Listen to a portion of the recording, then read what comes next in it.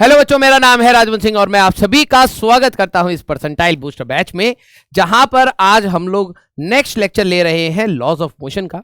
बड़ा सा चैप्टर है हमारे पास। इसके अंदर हमारे पास तीन मेजर पार्ट्स आ जाते हैं। पहला है हम लोग न्यूटन लॉज ऑफ मोशन को डिस्कस करते थे, फिर उसी में फ्री बॉडी डायग्राम हमारे पास होता था, equilibrium and motion, pseudo force.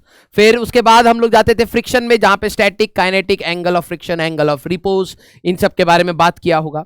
फिर हम लोग सर्कुलर डायनेमिक्स में जाते थे और सर्कुलर डायनेमिक्स में हम लोगों ने एप्लीकेशन ऑफ सर्कुलर मोशन का भी हम लोगों ने बात किया है, राइट। तो आज का जो हमारे पास है that will be laws of motion, और यहां पर अगर आप देखें जो गोल में है that is Newton laws and pseudo force, friction, circular motion, पूरा हमारे पास कवर रहेगा। और आज जो हम लोग क्वेश्चंस को डिस्कस करेंगे those are very important questions, बहुत रिपीटेटिव फॉर्म में भी है।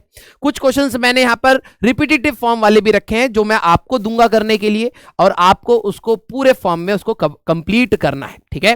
तो ये जो हमारे क्वेश्चंस हैं ये आप देखेंगे कई बार रिपीट हुए, कंसेप्ट घुमा फिरा के अगर आपने उसके लॉजिक को समझ लिया। जैसे मान लीजिए कोई टॉपिक, जैसे पहला क्वेश्चन है हमारे पास इंपल्स के रिगार्डिंग, तो इंपल्स के ऊपर भी कई बार क्वेश्चन आए हैं। तो एटलीस्ट अगर आपका ये क्वेश्चन अटकता है तो आप इंपल्स को एक बार ध्यान से समझिए, उसकी थ्योरी को एक बार रिवाइज कर लीजिए। जैसे मान लीजिए आपका कोई टॉपिक अटकता है सर्कुलर मोशन में, सर्कुलर मोशन में अगर मान लीजिए बैंकिंग ऑफ रोड पे क्वेश्चन अटक गया तो उसकी थ्योरी को रिवाइज कर लीजिए, उसके फॉर्मूले को रिवाइज कर लीजिए। दिस इज द मेथड जहां पर आप क्वेश्चन से सीखेंगे कि कौन सा पार्ट, क्योंकि जब आप थ्योरी पढ़ते हैं तो आपको लगता है कि आपको सारा आता है ना। जब आप क्वेश्चन करते हैं तब दिक्कत पता लगती है, फिर आप कहते हैं सर मार्क्स नहीं बढ़ रहे। तो अब हमें उल्टा तरीके से तैयार करना पड़ेगा। क्वेश्चन करेंगे, जहां पर क्वेश्चन में आपको दिक्कत आएगी उसके आप लॉजिक के बारे में सोचेंगे, उसकी थ्योरी को रिवाइज करेंगे, उसके फॉर्मूले को रिवाइज करेंगे, ठीक है। तो चलिए बेटा करते हैं अपने इस लेक्चर की शुरुआत। The figure shows the position time graph, x t graph of one dimensional motion of the body. हमारे पास जो भी गिवन है उसको आपको ध्यान से लिख लेना है कि जो आपका मास गिवन है दैट इज 0.4 kg, ठीक है। हमारे पास the magnitude of each impulse. अब बात आती है सर इंपल्स बोल रहा है क्वेश्चन में, तो अगर हम लोग इंपल्स की बात करें, ठीक है, तो इंपल्स हमारे पास आप किस प्रकार से निकाल सकते हैं, आप फोर्स इंटू dt का इंटीग्रेशन से निकाल सकते हैं, ठीक है। और दूसरा इंपल्स जो आता है that is final momentum minus initial momentum भी आपका इंपल्स होता है। तो this is your prime concept. ये अब आपका कंसेप्ट बन गया। अब क्वेश्चन में आपको कई बार फोर्स टाइम का फंक्शन दे देंगे, 3t स्क्वायर, 3t क्यूब, कुछ भी, 0 से लेके 2 सेकेंड, 0 से लेके 5 सेकेंड, इस प्रकार से आ जाए। फोर्स और टाइम के टर्म में आए तो पहला वाला, मोमेंटम के टर्म्स में अगर हम लोग निकाल पाए तो ये वाला, राइट। तो चलिए बेटा इसकी अगर हम लोग बात करें तो हमें मैग्नीट्यूड ऑफ ईच इंपल्स, जब भी whenever momentum will change impulse आएगा। अब ध्यान से देखो क्वेश्चन में क्या दिया है, हमें दिया है एक्सटी ग्राफ। अगर मैं इंपल्स की बात करूं तो वो हमारे पास P final minus P initial से निकाल सकते थे। हमें मैग्नीट्यूड चाहिए, ठीक है, तो m into v final minus v initial हमें बेसिकली करना चाहिए। This is your impulse. Impulse एक वेक्टर क्वांटिटी है। अब बात आती है सर एक्सटी ग्राफ देके वेलोसिटी तक कैसे जाएं, तो काइनेमेटिक्स अगर आप देखें तो इसका जो आपका स्लोप होएगा, स्लोप ऑफ एक्सटी ग्राफ अगर आप देखें तो वो आपको वेलोसिटी ही तो देता था, हाँ या ना। तो अगर आप देखें यहां पर अगर आप स्लोप निकाल लें, जरा ये देखना, इधर आपकी वेलोसिटी पॉजिटिव है, क्यों, क्योंकि स्लोप पॉजिटिव है। इधर आपकी वेलोसिटी नेगेटिव है क्योंकि स्लोप नेगेटिव है। तो वेलोसिटी यहां पर आपका वैल्यू वाइज देख सकते हैं, डायरेक्शन तो चेंज हो ही रहा है, और अगर आपका डायरेक्शन चेंज हो रहा है तो वेलोसिटी चेंज हुई। तो अगर मैं इस पॉइंट के अबाउट निकालो, आप इसके अबाउट भी निकाल सकते हैं, इस केस में सेम इंपल्स आएगा। तो इनिशियल वेलोसिटी आप tan थीटा से निकाल सकते थे, tan theta will be perpendicular over base बेटा। तो यहां पर अगर आप थीटा ले लें तो परपेंडिकुलर आपका 2 है, डिवाइड बाय 2, तो ये आपका आ गया 1 मीटर पर सेकेंड। अगर मैं फाइनल वेलोसिटी की बात करूं, जो गलती हो सकती है इसीलिए ये वाला पुराना क्वेश्चन लिया है 2010 का, ठीक है, तो हमारे पास P बाय बी सारे बच्चे करेंगे, 2 बाय 2 यहां पर भी आ जाएगा, क्योंकि ये वाला लेंथ कितना है 2, ये वाला लेंथ कितना है 2, लेकिन गलती क्या होगी, आप वेलोसिटी लिख रहे हैं -1 मीटर पर सेकेंड, बिकॉज मैं यहां लिख देता हूं स्लोप इज नेगेटिव। भाई आप वेलोसिटी लिख रहे हैं, स्लोप इज नेगेटिव, तो हमें basically final momentum minus initial momentum करना था। तो अगर आप फाइनल मोमेंटम की बात करें तो ये आपका फाइनल है, मास कितना दे रखा था 0.4, तो 0.4 इंटू -1 आई कैप, एक्स एक्सिस में ही है हमारे पास, है ना। और माइनस इनिशियल मोमेंट की बात करें मोमेंटम की, तो 0.4 इंटू 1 आई कैप। तो अगर आप देखें तो ये हमारे पास -0.4 इंटू 2, तो -0.8 kg मीटर पर सेकेंड आंसर आएगा। ये इस प्रकार के क्वेश्चन गलत हो सकते हैं, हमें सिर्फ मैग्नीट्यूड चाहिए था, तो that will be 0.8 kg meter पर सेकेंड। जिन बच्चों का आंसर 0 आया, आपने मेरे टाइप जैसी गलती कर दी, ये मैं अपने एग्जाम में गलत करके आया था 2010 में, तो 0.8 आपका आंसर रहेगा। मैंने साइन का ध्यान नहीं दिया था, ठीक है। अगर आपने भी साइन का ध्यान नहीं दिया तो आपने ये ध्यान नहीं दिया, मोमेंटम एक वेक्टर क्वांटिटी है, आपको साइन के साथ बेसिकली यहां पे रखना चाहिए था। चला जाए अगले क्वेश्चन पर। अगला क्वेश्चन है the particle of mass m is at rest, ठीक है। इस प्रकार के क्वेश्चन 2-3 बार आ चुके हैं, तो ध्यान रखना है। एक आपका पार्टिकल है मास m का जो रेस्ट पर है, ठीक है। एट द ओरिजिन, मान लीजिए यही हमारे पास ओरिजिन है, ठीक है। At time t equal to 0 it is subjected to a force, आपने इस पे एक फोर्स लगाया है, that is equal to f0 e की पावर माइनस bt, टाइम के साथ एक्सपोनेंशियली वेरी कर रहा है। In x direction it speed vt depicted by one of the following curve, velocity आपको बतानी है। आइए जरा इस क्वेश्चन को देखा जाए। आपका जो बॉडी है जिसका मास है m, ये t इक्वल टू 0 पर, x इक्वल टू 0 पर है, u 0 है। अब आपने इस पर लगा दिया है force F is equal to f0 e की पावर माइनस bt, है ना, इस प्रकार से लगाया है f0 e की पावर माइनस bt। और आपसे क्वेश्चन में पूछा क्या है, वेलोसिटी और टाइम का ग्राफ। सर कैसे करें, तो पहले फंक्शन बनाइए। अगर आप फंक्शन बना पाए तो आप इसमें से एलिमिनेट आउट या कुछ कर सकते हैं। तो जरा हम लोग बात करते हैं कि फोर्स लगाया है तो चलने तो लगेगा ही, तो यहां पर मान लीजिए इसके पास कुछ वेलोसिटी हो गई at t equal to t, हमें यही वेलोसिटी अगर मिल जाए तो काम बन जाएगा, है ना। तो काइनेमेटिक्स की इक्वेशन नहीं लगा सकते। अगर आप देखें तो फोर्स आपका वेरिएबल है, याद रखना है, ये गलती एग्जाम में बच्चे कराते हैं कि सर फोर्स पता है तो एक्सेलरेशन जो होएगी दैट इज फोर्स बटे मास, तो sir this will be f0 by m e की पावर माइनस bt। मैंने कहा very good sir, v equal to u plus at। यहीं पर आपने गंद फैला दी अपने दिमाग की। ये आप कब लगाते थे, जब आपका एक्सेलरेशन कांस्टेंट हो, मैग्नीट्यूड एंड डायरेक्शन दोनों कांस्टेंट हो, तब आप इस चीज को लगा सकते हैं। तो अब सर कैसे करेंगे, तो यार बेसिक आ जाओ काइनेमेटिक्स के। जब हमारे पास एक्सेलरेशन वेरिएबल होता है, वेरी करता है, तो आपके पास वेलोसिटी तक जाना है, तो ये तो बताया था ना, एक्सेलरेशन से वेलोसिटी आपको इंटीग्रेशन करना पड़ेगा या एरिया अंडर ग्राफ, है ना। तो हम लोग इसको क्या लिख लेते हैं, dv बाई dt, यही आपका जो एक्सेलरेशन था that is equal to f0 by m e की पावर माइनस bt। अगर हम लोग इसको सेपरेट आउट कर लें तो dv is equal to f0 by m e की power minus bt into dt। अगर आप वेरिएबल चेक करें तो यहां पर टाइम है, यहां पर वेलोसिटी, पार्टिकल 0 से स्टार्ट हुआ, time 0, time t, velocity v, हमें यही तो चाहिए था। तो आइए इंटीग्रेट करें, dv का इंटीग्रेशन आपका v बन जाएगा, डायरेक्टली लिख रहा हूं यहां पर हमारे पास ये v आ जाएगा, v माइनस 0। और अगर आप देखें f0 बाय m e की पावर माइनस bt, कतई जिद्दी इंसान है बेटा, आपका इंटीग्रेशन वही रहेगा, डिनोमिनेटर में इसका डिफरेंशिएशन कर देंगे, माइनस b 0 से t हमारे पास रहेगा v is equal to f0 by m minus mb, यह आ गया e की power minus bt minus e की पावर 0, एंड e की पावर 0 इज 1, तो वेलोसिटी आपका आ जाएगा माइनस f0 बाय mb, यह आ जाएगा हमारे पास, माइनस को कंपनसेट कर लेते हैं, f0 by mb 1 minus e की पावर माइनस bt। ये आपका फंक्शन बना। अब हमें इसके हिसाब से देखना है कौन सा ऑप्शन है। अब जरा खुद से कॉमन सेंस लगाना, आपने ये कैपेसिटर में भी देखा है, रेडियो एक्टिविटी में भी देखा है। हमारे पास जो रिलेशन आया है, velocity is f0 by mb 1 minus e की पावर माइनस bt। जब t की वैल्यू अगर आपकी 0 है, t की वैल्यू 0, तो वेलोसिटी 0 आनी चाहिए। तो ये भी सही है, ये भी सही है, ये भी सही है, ये भी सही है। और अगर आप t की वैल्यू इंफिनिटी की बात करें तो ये 0 हो जाएगा, तब आपकी टर्मिनल वेलोसिटी का कंसेप्ट f0 बाय mb आपका आना चाहिए, मतलब ये सैचुरेट आउट कर जाए f0 बाय mb, ठीक है। तो यहां पर हमारे पास ये वाला ऑप्शन गया, ये वाला ऑप्शन गया, ठीक है, ये वाला ऑप्शन गया, ये वाला ऑप्शन गया, f0 b बाय m है, f0 mb, ये आपका आंसर बेसिकली हो गया। Clear?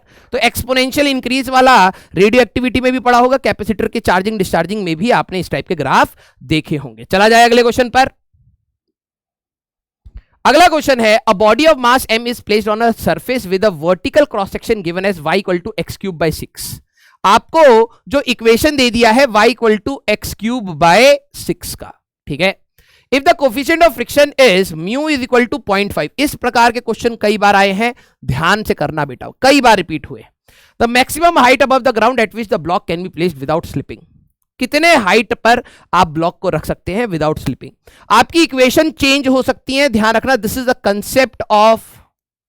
Concept of angle of repose. Angle of repose, याद करिए एंगल ऑफ रिपोज का कंसेप्ट क्या था, अगर आपको याद आ रहा है। एंगल ऑफ रिपोज एक ऐसा एंगल होता था सरफेस का जहां पर ब्लॉक जस्ट स्लिप कर जाता था, याद करिए, हाँ या ना। एक ऐसा एंगल जहां पर ब्लॉक जस्ट स्लिप कर जाता था और tan थीटा की वैल्यू कितनी आती थी, म्यू के बराबर। आपको फ्री बॉडी डायग्राम बना के करना है, आप कर सकते हैं, लेकिन जरा ध्यान समझिएगा, जो भी आपका ये कर्व है, ठीक है, जो भी आपका जिस भी साइड आपका ये कर्व है, इन्होंने बोला है कि मैं इसको कितनी हाइट पर, मैक्सिमम हाइट में कहां पर रख सकता हूं। म्यू की वैल्यू आपको गिवन है कि ये नीचे स्लिप ना करे। तो क्या आप कह सकते हैं कि भाई देखो, ब्लॉक जब भी ये एंगल ऑफ रिपोज आपका आप निकालते थे, when block is at verge of slipping, तब आप एंगल ऑफ रिपोज निकालते थे, है ना। तो आप फ्री बॉडी डायग्राम से जाना चाहे जा सकते हैं, लेकिन आपको यहां पर ये चीज सोचनी है, अगर मान लीजिए मैं ऐसे एक स्लोप बना लूं, यही वाला एंगल थीटा हो, तो क्या आप कह नहीं सकते कि जिस पॉइंट पर इसका टेंजेंट का स्लोप tan थीटा म्यू के बराबर होगा, वो स्लिप कर जाएगा। अब बात आई tan थीटा निकालने की, तो जब भी आपको इक्वेशन दिया जाए तो यहां से dy बाय dx निकालिए, दैट विल बी हमारे पास 3x square by 6, that will be x square by 2। ये जैसे ही आपका म्यू के बराबर हो जाए 1/2, मींस x की वैल्यू आपके लिए 1 आ रही है, वहां पर ही ये ऐसी सिचुएशन को मैच करेगा। अगर आपके लिए x की वैल्यू है तो आपको तो y चाहिए था, है ना, क्योंकि हाइट पूछा है। तो इक्वेशन तो यही है, when x is equal to 1 बेटा, when x is equal to 1, y की वैल्यू आपकी कितनी आएगी, 1/6 meters. That will be your answer. A option आपका आंसर आएगा। तो अब आपके लिए इंपॉर्टेंट क्यों था, क्योंकि इन्होंने कई बार हमारे पास इस ग्राफ के फंक्शन को वेरी कराया है और क्वेश्चन कर दिया है, ठीक है। इसी का एक ऑल्टरनेशन रूप भी मैं आपको बता देता हूं, ठीक है। आपको कई बार ऐसे जैसे दे दिया एक parabola y equal to x square, एक पैराबोला दे दिया, इन्होंने बोला है कि हम लोग इसको ए एक्सेलरेशन से लेके जा रहे हैं, सूडो फोर्स का क्वेश्चन बना दिया इसी को। ये ब्लॉक कितनी हाइट पर हमारे पास रहेगा, रेस्ट पर रुका रहे, what should be the height. पूरे को ए से लेके जा रहे हैं, हाइट ऑफ द ब्लॉक हमें बताना है, height of block. Question almost similar है, और यहां पर आपका म्यू की वैल्यू 0, इस बार फ्रिक्शन नहीं है, ठीक है। तो सर ये ऊपर क्यों रहेगा, क्योंकि जब आप इसको, जैसे आपके गाड़ी में, ध्यान से समझना, कंसेप्ट आपको क्या रिकॉल करना है। अगर आपकी कोई भी गाड़ी में एक पेंडुलम होता था, ठीक है, अगर आपकी गाड़ी में कोई भी एक पेंडुलम होता था, अगर आप ए एक्सेलरेशन से लेके जाते थे तो वो tan theta equal to a/g पर सेट हो जाता था, हाँ या ना, tan theta equal to a/g। Same चीज यहां पर होगी, क्योंकि अगर आप इसका फ्री बॉडी डायग्राम बनाएंगे तो टेंशन यहां होगा, mg यहां होगा, सूडो फोर्स आपका यहां होगा, तो यहां पर भी तो वही होगा, सूडो फोर्स यहां होगा, mg यहां होगा, टेंशन की जगह नॉर्मल आ जाएगा। जो इक्वेशन आप यहां बनाते हैं वही इक्वेशन आपको यहां पर बनेगी। तो क्यों करना उसको लेंदी वे में, आप सीधे बोलिए ये वहां पर जब रेस्ट पर होगा तो tan थीटा a बाई जी के बराबर होगा। अब tan थीटा कैसे निकालेंगे, dy बाई डी एक्स, आप उस ग्राफ का करेंगे तो 2x आया, तो 2x equal to a by g, हमारे पास आएगा x की वैल्यू आ गई a बाई 2g। और अगर आपका x आ गया तो आप y equal to x square के हिसाब से a बाई 2g का होल स्क्वायर कर देंगे तो आपको कौन सी हाइट पर वो होगा पता लग जाएगा। तो दो टाइप के क्वेश्चन है जो आपको ध्यान रखने, पहला कि फ्रिक्शन वाला रहेगा कि कितने हाइट पर रखे तो एंगल ऑफ रिपोज का कंसेप्ट, दूसरा कि स्मूथ वायर कोई सी भी आपको दी जाएगी एक्सेलरेटेड है तो उसका कंसेप्ट। क्लियर, चला जाए अपने अगले क्वेश्चन पर। अगला question, the minimum force required to start pushing a body up a rough frictionless coefficient mu है, इंक्लाइन प्लेन इज F1। मान लीजिए कि आपका एक इस प्रकार से एक इंक्लाइन है और एक बॉडी को आप फोर्स लगा रहे हैं, ठीक है। The minimum force required to start pushing the body up, आप कितना फोर्स मिनिमम लगाए कि ये ऊपर चलने लगे, वो F1 है। While the minimum force needed to prevent it from the sliding down, ठीक है, यही आपका ब्लॉक, ठीक है, कि ये नीचे ना जाए F2, ये ठीक है। यहां पर भी आपका म्यू है, यहां पर भी आपका म्यू है, ठीक है। To prevent it from sliding is F2 if the incline plane makes an angle theta from the horizontal, यहां पर ये थीटा, यहां पर ये थीटा है, और आपको एक कंडीशन दे दी है भाई, ऑब्वियस सी बात है, वो यूज तो कहीं ना कहीं होनी पड़ेगी, तो रख लेते हैं इसको, tan theta equal to 2 mu, then F1 by F2 is, sir दोनों का 1 तो नहीं दे रखा रेशियो, लो भाई 1 भी है। कईयों को लगेगा सर डायग्राम तो सेम ही है, और अगर आपका डायग्राम सेम है तो सर वैल्यू भी सेम ही होगी, है ना। ध्यान से समझो, रिक्वायर्ड टू स्टार्ट पुशिंग, अगर आप पुश कर रहे हैं तो मोशन, टेंडेंसी ऑफ मोशन किधर है, ये बॉडी ऊपर जाना चाहती है तो फ्रिक्शन कहां लग रहा होगा, नीचे। mg साइन थीटा आपका यहां होगा और फ्रिक्शन की मैक्सिमम वैल्यू यहां होगी, क्योंकि आप जस्ट ऊपर ले जाना चाहते हो तो F1 की वैल्यू होगी mg sine theta plus mu times, देखो mg कॉस थीटा आपका इधर होता है, यही आपका नॉर्मल रिएक्शन के बराबर होगा। तो म्यू टाइम्स नॉर्मल रिएक्शन, या F1 की बात करें तो mg साइन थीटा, बेटा कभी भी अगर आपको ऑप्शन लगे ना कि ये होना चाहिए, सॉल्व कर लेना, क्योंकि आप अपना करियर खराब कर देंगे।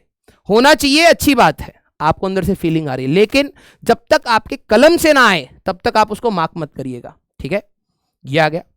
सेकंड में क्या बोला है, while the minimum force needed to prevent it from sliding down, ये ब्लॉक की टेंडेंसी किधर है, टेंडेंसी इधर है, नीचे जाने से रोकने के लिए आपने फोर्स लगाया, टेंडेंसी नीचे है तो फ्रिक्शन भी तो आपकी मदद कर रहा होगा, मैक्सिमम फ्रिक्शन। और इस बार आपका mg साइन थीटा इधर होगा, नॉर्मल इधर होगा, mg कॉस थीटा आपका इधर होगा ना बेटा, राइट। तो इस केस में वो नीचे ना जाए तो हमारे पास F2 plus mu times the normal must be equal to mg sine theta आपका होना चाहिए।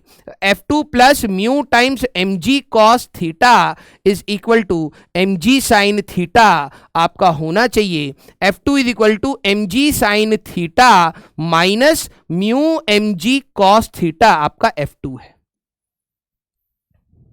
है ना। अब इन दोनों का रेशियो की वैल्यू बतानी है और tan theta equal to 2 mu भी है, तो F1 बाय F2 निकाल लेते हैं। यह आपका F1 की वैल्यू आई थी mg sine theta plus mu mg cos theta, mg sine theta plus mu mg cos theta, और इसकी वैल्यू क्या आई थी बेटा, mg sine theta minus mu mg cos theta, right. तो मलबे को साफ किया जाए, mg mg mg mg, और अगर मैं यहां से साइन थीटा कॉमन ले लूं तो 1 प्लस नहीं कॉस थीटा कॉमन ले ले तो tan theta plus mu upon, यहां पर कॉस थीटा कॉमन लोगे तो tan theta minus mu is F1 by F2, यही आया। एंड वी नो क्वेश्चन में गिवन है बेटा tan थीटा की वैल्यू आपकी कितनी है, 2 म्यू है, आई थिंक 2 म्यू दे रखी है, ठीक है। तो रख लिया जाए तो 2 mu plus mu divided by 2 mu minus mu, यही आपका F1 बाय F2 का रेशियो है, तो यह आ जाएगा 3 का रेशियो आपका रहेगा। क्लियर, तो आपका आंसर कौन सा हो जाएगा, ए option, that will be your answer. चला जाए आगे। अगला question, a particle is moving with a uniform speed in a circular orbit. एक पार्टिकल है, ठीक है, ये किसी पॉइंट के अबाउट एक सर्कुलर ऑर्बिट में घूम रहा है। ये क्वेश्चन मैं बता रहा हूं, ये केपलर्स लॉ के साथ क्लब कई बार हुआ है, केपलर्स लॉ के साथ क्लब हुआ है, ठीक है। इस क्वेश्चन को कम से कम 5 या 6 बार पूछा गया, घुमा फिरा के, और बहुत पहले से पूछा जा रहा है, तो ये क्वेश्चन बहुत इंपॉर्टेंट है, ठीक है। A particle is moving with a uniform speed in a circular orbit. इसका सेंटर मान लीजिए यहां है, ये आर रेडियस की सर्कुलर ऑर्बिट में ऐसे हमारे पास घूम रहा है वी स्पीड से, ठीक है। In a central force inversely proportional to r की पावर एन। भाई देखो, कोई भी चीज अगर सर्कुलर मोशन में घूम रही है तो उसको एक फोर्स की तो रिक्वायरमेंट है। तो जो आपका सेंट्रल फोर्स है, इन्होंने सेंट्रल फोर्स को क्या बोला है, F central is inversely proportional to r की पावर एन, ठीक है। If the period of rotation of the particle is T, अगर इसको पूरा एक चक्कर काटने का टाइम पीरियड टी है तो हमें यह बताना है, हमें यह बताना है, ठीक है। तो क्या हमारे पास कंडीशन रहेगा, तो अगर आप ध्यान से देखें तो कोई भी आप कांस्टेंट यहां पे मान सकते हैं। हमारे लिए टाइम को रेडियस के साथ रिलेट करना है, तो क्या मैं ये कह सकता हूं, ठीक है, जो फोर्स होएगा ये आपका सेंट्रीपिटल होना चाहिए। तो मैं लिख सकता हूं एम आर ओमेगा का square must be inversely proportional to r की पावर एन, और ये कैपिटल आर ले लेते हैं। अगर मैं इस आर को यहां ले जाऊं तो omega square is inversely proportional to r की पावर एन प्लस 1 हो जाएगा बेटा। और ओमेगा क्या होता है, 4 pi square by T square is inversely proportional to r की पावर एन प्लस 1 हो जाएगा बेटा। अगर आप देखें तो यहां से T square is directly proportional to r की पावर एन प्लस 1 है, T is directly proportional to power n plus 1 by 2। भाई साहब ये बहुत प्रचंड फॉर्मूला है, याद कर लो अब। क्यों? क्योंकि अगर आप केपलर्स लॉ में देखें, ये अलग अलग तरीके से पूछा गया है। केपलर्स लॉ में अगर आप देखें तो आपका फोर्स ग्रेविटेशन वाला होता है इनवर्सली प्रोपोर्शनल टू आर की पावर 2, एन की वैल्यू 2 होती है। जैसे आप n की वैल्यू 2 डालेंगे, T square is directly proportional to r cube, Kepler's का लॉ आपका यहां पर वैलिड हो जाएगा। जेई ने कई बार r की पावर n की जगह पर मान लो 5 दे दिया तो पूछ लिया, 9 दे दिया तो पूछ लिया, तो आपका n वेरी कराया जा सकता है। ये फॉर्मूला आपको टाइम पीरियड और रेडियस का याद रखना पड़ेगा। अगला क्वेश्चन है, a block of mass 10 kg is kept on a rough incline plane. Incline plane के कई क्वेश्चन आए हैं, ध्यान से करना। A block of 10 kg, ये mass 10 kg is kept on a rough inclined plane as shown in the figure. The force of 3 Newton is applied on the block. आपने 3 Newton का फोर्स लगा दिया। The coefficient of static friction between the plane and the block is mu की value आपको 0.6 दे दी गई है, ठीक है। What should be the minimum value of force P? ये P की सबसे कम वैल्यू क्या होनी चाहिए, such that block does not move downward। हमें P कम से कम कितना लगाना पड़ेगा कि ये नीचे ना जाए, यही तो कह रहे हैं ना। तो इसकी टेंडेंसी किधर है, नीचे जाने की। क्या आप बता सकते हैं कि फ्रिक्शन कोफिशिएंट दे रखा है तो फ्रिक्शन लगना कहां चाहिए, सर नीचे। अरे जब ये नीचे जाना चाहता है तो फ्रिक्शन लेके थोड़ा ना जाएगा, फ्रिक्शन तो अपोज करेगा। तो आपका फ्रिक्शन की मैक्सिमम वैल्यू इधर हो। व्हेन P इज मिनिमम, तो मैं यहां पे कह सकता हूं जब आप P की मिनिमम वैल्यू फाइंड करना चाहते हैं तो फ्रिक्शन भी इसके साथ मिलके रोक के रखने की कोशिश करेगा। सर मैक्सिमम फाइंड करें, तो मैक्सिमम जब आप फाइंड करना चाहते हो तो ब्लॉक की टेंडेंसी ऊपर होगी जाने की, और ऊपर होगी तो फ्रिक्शन नीचे लग जाएगा। क्लियर? तो इस केस में अगर आप देखें 3 न्यूटन तो आपने लगा ही रखा है, 3 न्यूटन आपका ये है ही। अगर आप देखें तो 10g cos 45 आपका यहां होगा, 10g sin 45 आपका यहां होगा, नॉर्मल यहां होगा, P यहां होगा, और फ्रिक्शन की मैक्सिमम वैल्यू यहां पर इस साइड लगी होगी कि ये नीचे ना चला जाए। तो अलोंग दी लाइन अगर आप बात करें तो इक्वेशन बनाई जा सकती है 10g sin 45 ये प्लस 3 किसके बराबर हो, P प्लस fs मैक्स के मैक्सिमम वैल्यू या लिमिटिंग वैल्यू के बराबर हो। तो 100 sin 45 1/√2 plus 3 is equal to P plus normal reaction mu times normal reaction which is 10g cos 45। यही तो है ना। तो ये आ जाएगा 100/√2 plus 3 is equal to P plus mu की वैल्यू कितनी थी आपकी 0.6, ठीक है। तो 6/10 या 3/5 इंटू 100/√2 ये आ जाएगा। इसको इस साइड ले जाते हैं हम लोग, ठीक है। तो ये हमारे पास 100/√2 और ये 0.6 था ना, तो 0.4 2/5 ये आ गया plus 3 is equal to P ये आ जाएगा। तो दैट विल बी 20 है ना, ये √2 20√2 plus 3 is equal to P. तो ये 1.41 आप इसको मल्टीप्लाई कर सकते हैं, ठीक है।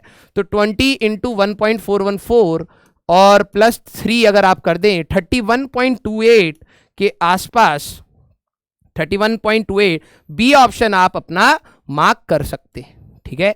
तो आपको यहां पर क्या करना था, √2 की वैल्यू डाल देना, प्लस 3 कर देना, ठीक है। ये 0.6 था ना, इस साइड ले गया तो मैं 0.4 कर लिया, 0.4 इज 4/10 2/5, उसको हम लोगों ने सॉल्व कर लिया, ठीक है। अगला क्वेश्चन है a mass of 10 kg suspended vertically. भाई साहब ये क्वेश्चन भी 3 या 4 बार रिपीट हो चुका है, पता नहीं क्यों, लेकिन ये सबसे स्टैंडर्ड क्वेश्चन है जो हर बार टीचर कराते ही कराता है, ठीक है। A block of mass 10 kg suspended vertically by a rope from the roof. आपने एक ब्लॉक को एक धागे से ऐसे 10 kg का है, तो 10g इसका वजन ऐसे है, ठीक है। When a horizontal force is applied on the roof at some point the rope deviates by an angle of 45 degree at the roof point, ठीक है। ये एट द ब्लॉक होगा शायद, ठीक है, ब्लॉक पर या मिड पॉइंट पर है। When a horizontal force is applied on the block at some point या on the rope at the some point, rope deviates by an angle 45 degree at the roof point। ये rope होगा, roof नहीं rope, ठीक है। एक question आया block पर ही force लगाया था, एक क्वेश्चन आया रूफ के वायर के मिड पॉइंट पर लगाया है। इन्होंने किसी जनरल पॉइंट पे कह दिया हमने फोर्स लगा दिया है और ये 45 डिग्री बेंड कर गया, कैसे, ऐसा कुछ हो गया है। आपने यहां पर फोर्स लगाया है कि ये 45 डिग्री ऐसे रूफ से बेंड हो गया है। If the suspended mass is in equilibrium the magnitude of force applied is. आपने यहां पर कितना फोर्स लगाया है। अब जरा देखना यार, ये इक्विलिब्रियम में है, हमारे पास यहां पर टेंशन आप टी मानेंगे, यहां पर टेंशन टी मानेंगे, यहां पर टेंशन टी, और ये 100। तो टी की वैल्यू आपकी कितनी है, 100 आ रही है, ये तो इक्विलिब्रियम में है। और अगर ये 45 है तो ये भी 45 है हमारे पास, हाँ या ना, ठीक है। यहाँ पे टी प्राइम ले लेना, इस पॉइंट पर टेंशन टी प्राइम हमारे पास, टी प्राइम इज 100। अगर आप इसको रिजॉल्व करते तो टी कॉस 45 आपका यहां हो जाएगा, टी साइन 45 आपका, टी साइन 45 आपका यहां हो जाएगा। अब जरा देखो, ये पॉइंट इक्विलिब्रियम में होना चाहिए, ये पॉइंट हमारे पास इक्विलिब्रियम में होना चाहिए। तो टी कॉस 45 की वैल्यू 100 के बराबर होनी चाहिए, टी प्राइम डाउनवर्ड डायरेक्शन में। तो इसकी बात करेंगे तो ये 100√2 आ जाएगा। और अगर आपके पास टी आ गया तो टी साइन 45 ही आपका फोर्स होना चाहिए, है ना। तो अगर आप देखें तो 100√2 into 1/√2 is equal to F, F की वैल्यू आ गई 100। इसको बेसिक से भी करा है, कंसेप्ट से भी आप कर सकते थे। कैसे, अगर आपने इस वायर पर फोर्स लगाया है, देखो यहां पर आपका जो फोर्स है दैट इज 100 न्यूटन, और आपने यहां पर एक फोर्स लगाया F। क्या आपको यह बात समझ आ रही है, इन दोनों के रिजल्टेंट जो भी होगा F नेट, वही इस पॉइंट पर नेट टेंशन इधर की डायरेक्शन में होगा। अगर ये आपका एंगल 45 डिग्री है तो ये भी आपका एंगल 45 हुआ, ये भी 45 हुआ। क्या आपको याद है, जब दो फोर्सेस लग रहे हो उनका जो रिजल्टेंट बिल्कुल बीच में होगा तो दोनों फोर्स बराबर होने पड़ेंगे। ये टोटल एंगल कितना था, 90। नेट रिजल्टेंट फोर्स बिल्कुल बीच में लग रहा है। कब ऐसा होता था कि दो फोर्सेस का रिजल्टेंट उनके बिल्कुल बीच में जाए, जब दोनों बराबर है। अगर ये 100 है तो ये भी आपका 100 होना चाहिए। तो आपका जो ऑप्शन आ जाएगा that will be A option. चला जाए अगले क्वेश्चन पर बेटा। अगला question, a particle of mass m is moving in a straight line with a momentum p। एक पार्टिकल है, मास हमारे पास m है, ठीक है, इसका इनिशियल मोमेंटम है p। Starting at t equal to zero, तो टी इक्वल टू जीरो हमारे पास है। A force of F equal to k t, आपने एक फोर्स लगा दिया है के टी इस प्रकार से in the same direction of the moving particle, that means speed बढ़ने वाली है, ठीक है। During the time interval T equal to zero से लेके टी इक्वल टू टी, ये यहां पर टी इक्वल टू टी हो चुका है, ये पार्टिकल यहां है, ठीक है। So that it momentum changes from P to 3p, ये 3p से जाएगा, डायरेक्शन तो चेंज हो नहीं सकती, मैग्नीट्यूड की बात है। Here k is a constant, value of t is, ये कितने टाइम में ऐसा होगा। इस क्वेश्चन को ध्यान से सुनिए, ठीक है, ये बहुत इंपॉर्टेंट है। अगर मैं यहां पर बात करूं, ठीक है, अगर मैं यहां पर बात करूं कि ये जो बॉडी है ये इनिशियल मोमेंटम p से जा रही है, आपने जो इस पे फोर्स लगाया है that is kt, t equal to zero से चलते चलते किसी टाइम t पर इसका मोमेंटम हो गया है 3p। आपको एक टाइम बताना है। Let mass is m, let mass is m, मैं डायरेक्टली भी कर सकता हूं, पहले बेसिक से बताते हैं। भाई देखो, इंपल्स मोमेंटम थ्योरम क्या कहती है, अब ये सीख लो पहले। आप काइनेमेटिक्स से जाना चाहें जा सकते हैं, इंपल्स मोमेंटम थ्योरम, लेकिन ये ज्यादा इंपॉर्टेंट चीज है जिस पे हमें समय अपना देना चाहिए लास्ट मोमेंट पर, क्योंकि इसमें हमें अपनी परसेंटाइल को बूस्ट करना है। जिस प्रकार के क्वेश्चन आ रहे हैं उसमें यह भी सोचना है कि कैसे चीजें हो सकती हैं, ठीक है। इंपल्स मोमेंटम थ्योरम क्या कहता था, अगर आप देखें इनिशियल मोमेंटम, कईयों को शायद अगर याद ना हो, न्यूटन्स का सेकंड लॉ कहता था F external is equal to dp by dt। अगर आप देखें F external into dt is equal to dp, अगर आप इसको इंटीग्रेट कर देंगे तो F external into dt from t1 से t2 that is equal to p final minus p initial. तो इंपल्स मोमेंटम थ्योरम आपको क्या कहती है, इनिशियल मोमेंटम, इसको इधर ले जाए, plus minus integration of F external into dt from t1 से t2 that is equal to your final momentum, ठीक है। ये होती है आपकी इंपल्स मोमेंटम थ्योरम। यार आपकी इनिशियल मोमेंटम थी और मैं फोर्स लगाए जा रहा हूं, कुछ टाइम तक लगाऊंगा तो मोमेंटम तो चेंज होगा ना, न्यूटन्स ने तो यही बात बोली थी। अब सर ये प्लस माइनस कहां से आ गया, भाई खुद सोचो, मेरा मोमेंटम इधर है और फोर्स भी इधर है, तो ऑब्वियस सी बात है ये फोर्स इसके मोमेंटम को बढ़ाएगा, तो इनिशियल मोमेंटम में कुछ चीज जुड़ेगी, तो आप प्लस कब यूज करेंगे, when force is increasing your velocity, increasing velocity, जब भी आपकी वेलोसिटी बढ़ेगी तब प्लस यूज करेंगे। माइनस कब यूज करेंगे, when force is decreasing your velocity of the body. तो इसको आप काइनेमेटिक्स से जाना चाहे कर सकते हैं, उसमें भी इंटीग्रेशन होगा, इसमें भी होगा, सेम चीज होती है, बस फॉर्मेट अलग है बस, ठीक है।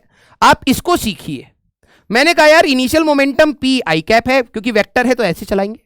आपने फोर्स भी इस डायरेक्शन में लगाया, प्लस कर देते हैं kt into dt from zero से t आप लगाते गए और फाइनल मोमेंटम आपका कितना हो गया 3p आई कैप, और ये भी x में ही है तो सब कुछ i में है, अब कोई पंगा नहीं है, साइन का कोई पंगा नहीं हुआ। p प्लस k आपका बाहर आ जाएगा, t का इंटीग्रेशन t स्क्वायर बाय 2 बन जाएगा इक्वल टू 3p आ गया। इसको इस साइड ले जाएंगे तो ये हो जाएगा आपका kt square by 2 is equal to 2p। हमें तो टाइम पूछा था, तो अगर मैं यहां से टाइम की बात करूं तो 2 अंडर रूट में p बाय k, ये आपका आंसर होगा, ठीक है। 2 अंडर रूट में p by k, B option that will be your answer, ठीक है। आप काइनेमेटिक्स से चल करना चाहें, कुछ बच्चों के दिमाग में अगर है तो एक्सेलरेशन क्या होता, फोर्स बटे mass, that will be kt by m, है ना हमारे पास। इसी को आप, क्योंकि देखो एक्सेलरेशन टाइम का वेरिएबल है, dv by dt is equal to kt by m आप कहते, ठीक है।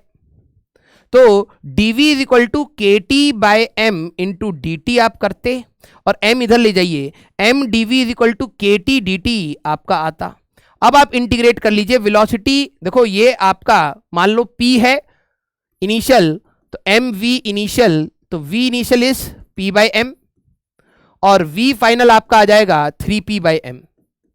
तो यहां आप रखिए p बाय m, यहां रखिए 3p बाय m और इसको इंटीग्रेट करिए, अपने आप वही चीज आ जाएगी, ये आपका 0 से t आपका यहां से इंटीग्रेट हो जाना। तो ये आपका काइनेमेटिक्स का मेथड हो गया। काइनेमेटिक्स में बताया जाता है जब एक्सेलरेशन वेरिएबल है, यू कैनॉट अप्लाई अपना equations, right, v equal to you plus A T, ये सब नहीं कर सकते। यहां पे फोर्स वेरिएबल है, एक्सेलरेशन वेरिएबल है, तो आपको ये चीज सीखनी है। फंक्शन कुछ भी बनाया जा सकता है, कंसेप्ट आपका ये रहा। ठीक है, चला जाए आगे। अगला क्वेश्चन, अच्छा थोड़ा भारी सा दिख रहा है। A ball is thrown upward with an initial velocity v not from the surface of the earth. The motion of the ball is affected by a drag force equal to m by v square. ठीक है, हमारे पास where m is the mass of the ball, v is the instantaneous velocity and gamma is the constant, सब कुछ दे रखा है। time of the ball to rise to its zenith, zenith means हमारे पास top point. ठीक है, top point, ये m by we square नहीं होगा, ठीक है, ये m इंटू वी स्क्वायर होगा, आई थिंक m इंटू, क्योंकि जब टॉप पॉइंट पे वेलोसिटी 0 होगी तो फोर्स इन्फिनाइट हो जाएगा। ठीक है, तो m इंटू वी स्क्वायर लेके हम लोग चलेंगे। इसी प्रकार का मैं आपको दिखा देता हूं, एक और क्वेश्चन भी है। ठीक है, ये अगला क्वेश्चन आप एक बार ट्राई करेंगे। ठीक है, ये वाला। ठीक है, एक में हमारे पास m के वी स्क्वायर ऐसे दे रखा है, एक में ऐसा दे रखा है। ठीक है, तो आपको टॉप पॉइंट तक पहुंचने का टाइम बताना है। इसी में मैक्सिमम हाइट का भी आपका कंसेप्ट आ सकता है। टाइम टेकन है ये वाला भी, इसमें मैक्सिमम हाइट पूछी गई है। ठीक है, इसमें टाइम पूछा गया है, तो मैं टाइम वाला एक आपको फंक्शन बना रहा हूं, मैक्सिमम हाइट का आप सोचना। ठीक है, 2019 में ये वाला क्वेश्चन था एंड 2020 में हाइट वाला पूछ लिया है ना। तो ये दोनों ही क्वेश्चन, क्योंकि कॉन्टिन्यूएशन सेम कंसेप्ट का घुमाव फिराव है और इसी प्रकार का क्वेश्चन पुराना भी है। ठीक है, तो आपको इस चीज को ध्यान से समझना है। ठीक है, अब जरा इस क्वेश्चन की बात करी जाए। इन्होंने क्या बोला है कि हम लोगों ने एक बॉडी को, ठीक है, एक बॉडी को यहां पे कुछ स्पीड से फेंका है, upward with initial velocity v not, आपने v नॉट से फेंका है। ठीक है, तो ये ऑब्वियस सी बात है ऊपर जाएगा और टॉप पॉइंट पर वेलोसिटी एट टॉप पॉइंट, तो ऑब्वियस सी बात है 0 होगी ही होगी। ठीक है, from the surface of the earth the motion of the ball is affected bye drag force, ठीक है, इक्वल टू mv स्क्वायर। ये क्या कह रहे हैं कि हमारे पास जब ये ऊपर जा रहा है तो ग्रेविटी तो इसको रोक ही रही है, लेकिन एक ड्रैग फोर्स भी है। ठीक है, ड्रैग फोर्स भी है। ड्रैग फोर्स मतलब जो उसको खींच के रोकने की बात कर रहा है, ड्रैग फोर्स भी है, that is equal to M V square. ये वेलोसिटी पर डिपेंड कर रहा है। आपको भी पता है इसके बाद इनिशियल में वेलोसिटी वी नॉट है तो एम वी नॉट स्क्वायर लगेगा। जैसे जैसे वेलोसिटी आपकी कम होती रहेगी तो ये वाला फोर्स भी हमारे पास कम होता रहेगा। ठीक है, where M is the mass of the ball, mass is M is the mass of the ball. ठीक है, v the instantaneous velocity and gamma is a constant. Gamma कहां है? अच्छा, ये m गामा v स्क्वायर होगा, m gamma v square होगा। ठीक है, तो ये जो फोर्स है आपका m गामा v स्क्वायर ऐसे। ठीक है, इसको स्टार मार्क कर लेना, अच्छा क्वेश्चन है, क्योंकि हमारे सिलेबस में स्टोक्स लॉ में भी एक फॉर्मूला है ड्रैग का 6 पाई ईटा आर वी, तो हो सकता है वो आपका फंक्शन ड्रैग फोर्स का ही दे दे, फ्लूइड्स को जोड़ दे। ठीक है, तो ध्यान रखना इस चीज का। अब जरा देखना, जब आप एक बॉल को फेंक रहे हैं t इक्वल टू 0 पर, इसकी वेलोसिटी v नॉट है, t equal to time of ascent या कैपिटल T ले लें तो वेलोसिटी 0 है। अब बार बार इसकी वेलोसिटी वो चेंज होगी। सर हमें तो पढ़ाया गया था v equal to you plus A t, top point पे 0, ये v naught minus g t. Sir आ गया answer v naught by g. मैंने कहा बेटा जो तुमने निकाला है और जो यहां दिख रहा है उसकी शक्ल तक नहीं मैच हो रही है, तो ऑब्वियस सी बात है जो आप सोच रहे हैं वो प्रॉपरली गलत है। दूसरी बात, गलत क्या है सर? गलत यह है कि आप एक्सेलरेशन को कांस्टेंट मान रहे हैं, यहां कांस्टेंट नहीं होगा। सर आपको कैसे पता लगा? अरे भाई हमारे पास दिमाग है, आपके पास भी है, लेकिन आप सोच नहीं रहे कि यहां पर जो ड्रैग फोर्स है, ठीक है, m गामा v स्क्वायर, ये ड्रैग फोर्स आपके वेलोसिटी पर डिपेंड कर रहा है भाई। पहले ज्यादा वेलोसिटी थी तो ज्यादा फोर्स लगेगा, टॉप पॉइंट पर वेलोसिटी 0 है तो 0 हो जाएगा, ये वेरी कर रहा है। दैट मींस नाउ ग्रेविटी के साथ एक वेरिएबल फोर्स हो गया है। तो अब हम लोग इस केस में क्या करेंगे भाई, आपका जरा ये समझना, नेट एक्सेलरेशन जो बॉडी का होगा दैट विल बी, आप ये कह सकते हैं नेट फोर्स जो इसको रिटार्ड करेगा during upward motion, that will B हमारे पास mg नेगेटिव में कह देते हैं, रिटार्डेशन वेलोसिटी ऊपर मानेंगे तो mg plus m gamma v square, यही होगा, है ना। माइनस क्यों लगाया? किसी भी टाइम पर t equal to T time पर इसकी वेलोसिटी अगर ऊपर है v, तो दोनों फोर्स नीचे लग रहे होंगे ना, रोक रहे होंगे, तो माइनस रिटार्डेशन। तो अगर आप a नेट की अगर आप बात करें तो ये आएगा माइनस m उड़ा दो g plus gamma v square हो जाएगा बेटा। इसको क्या मैं dv बाई dt नहीं लिख सकता? हाँ या ना? इसको क्या मैं dv बाई dt नहीं लिख सकता? क्योंकि वेलोसिटी और टाइम का चाहिए, सेपरेट कर लो भाई, इतनी तो इंटीग्रेशन सीख ही ली होगी। अब ये आ गया। वेलोसिटी कहां से कहां चेंज हो रही है? v0 से लेके 0, टाइम कहां से कहां? 0 से लेके t, इसको इंटीग्रेट करना है। तो क्या अगर मैं यहां से गामा कांस्टेंट लेके गामा बाहर निकाल लूं, तो अगले पेज पे चलते हैं, इंटीग्रेशन थोड़ी लेंदी पड़ेगी। ये आपका आया dv बाय इंटीग्रेशन में v0 से 0 that is g plus gamma v square, और ये आया हमारे पास dt माइनस फ्रॉम 0 से t, यही आया था।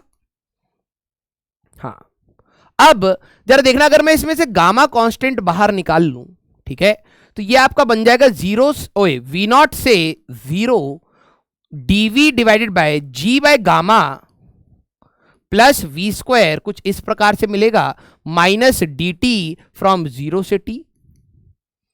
क्या आप इसको ऐसे लिख सकते हैं, अंडर रूट में स्क्वायर?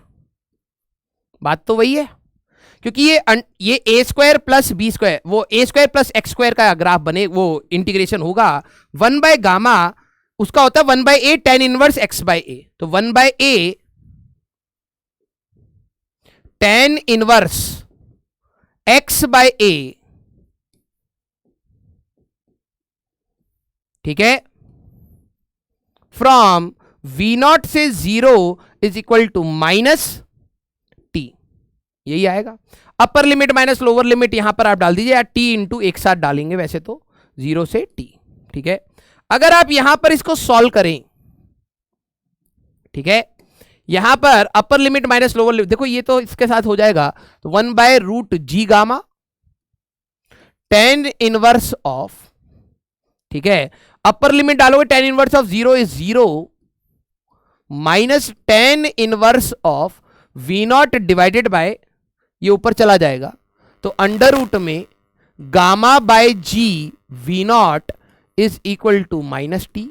ये माइनस माइनस हट गया, अगर आप देखें तो 1 अपॉन अंडर रूट में G gamma tan inverse of under root में गामा बाय जी v0, कुछ इस प्रकार से आपका टाइम आएगा, कुछ इस प्रकार से आपका टाइम आएगा, हाँ या ना?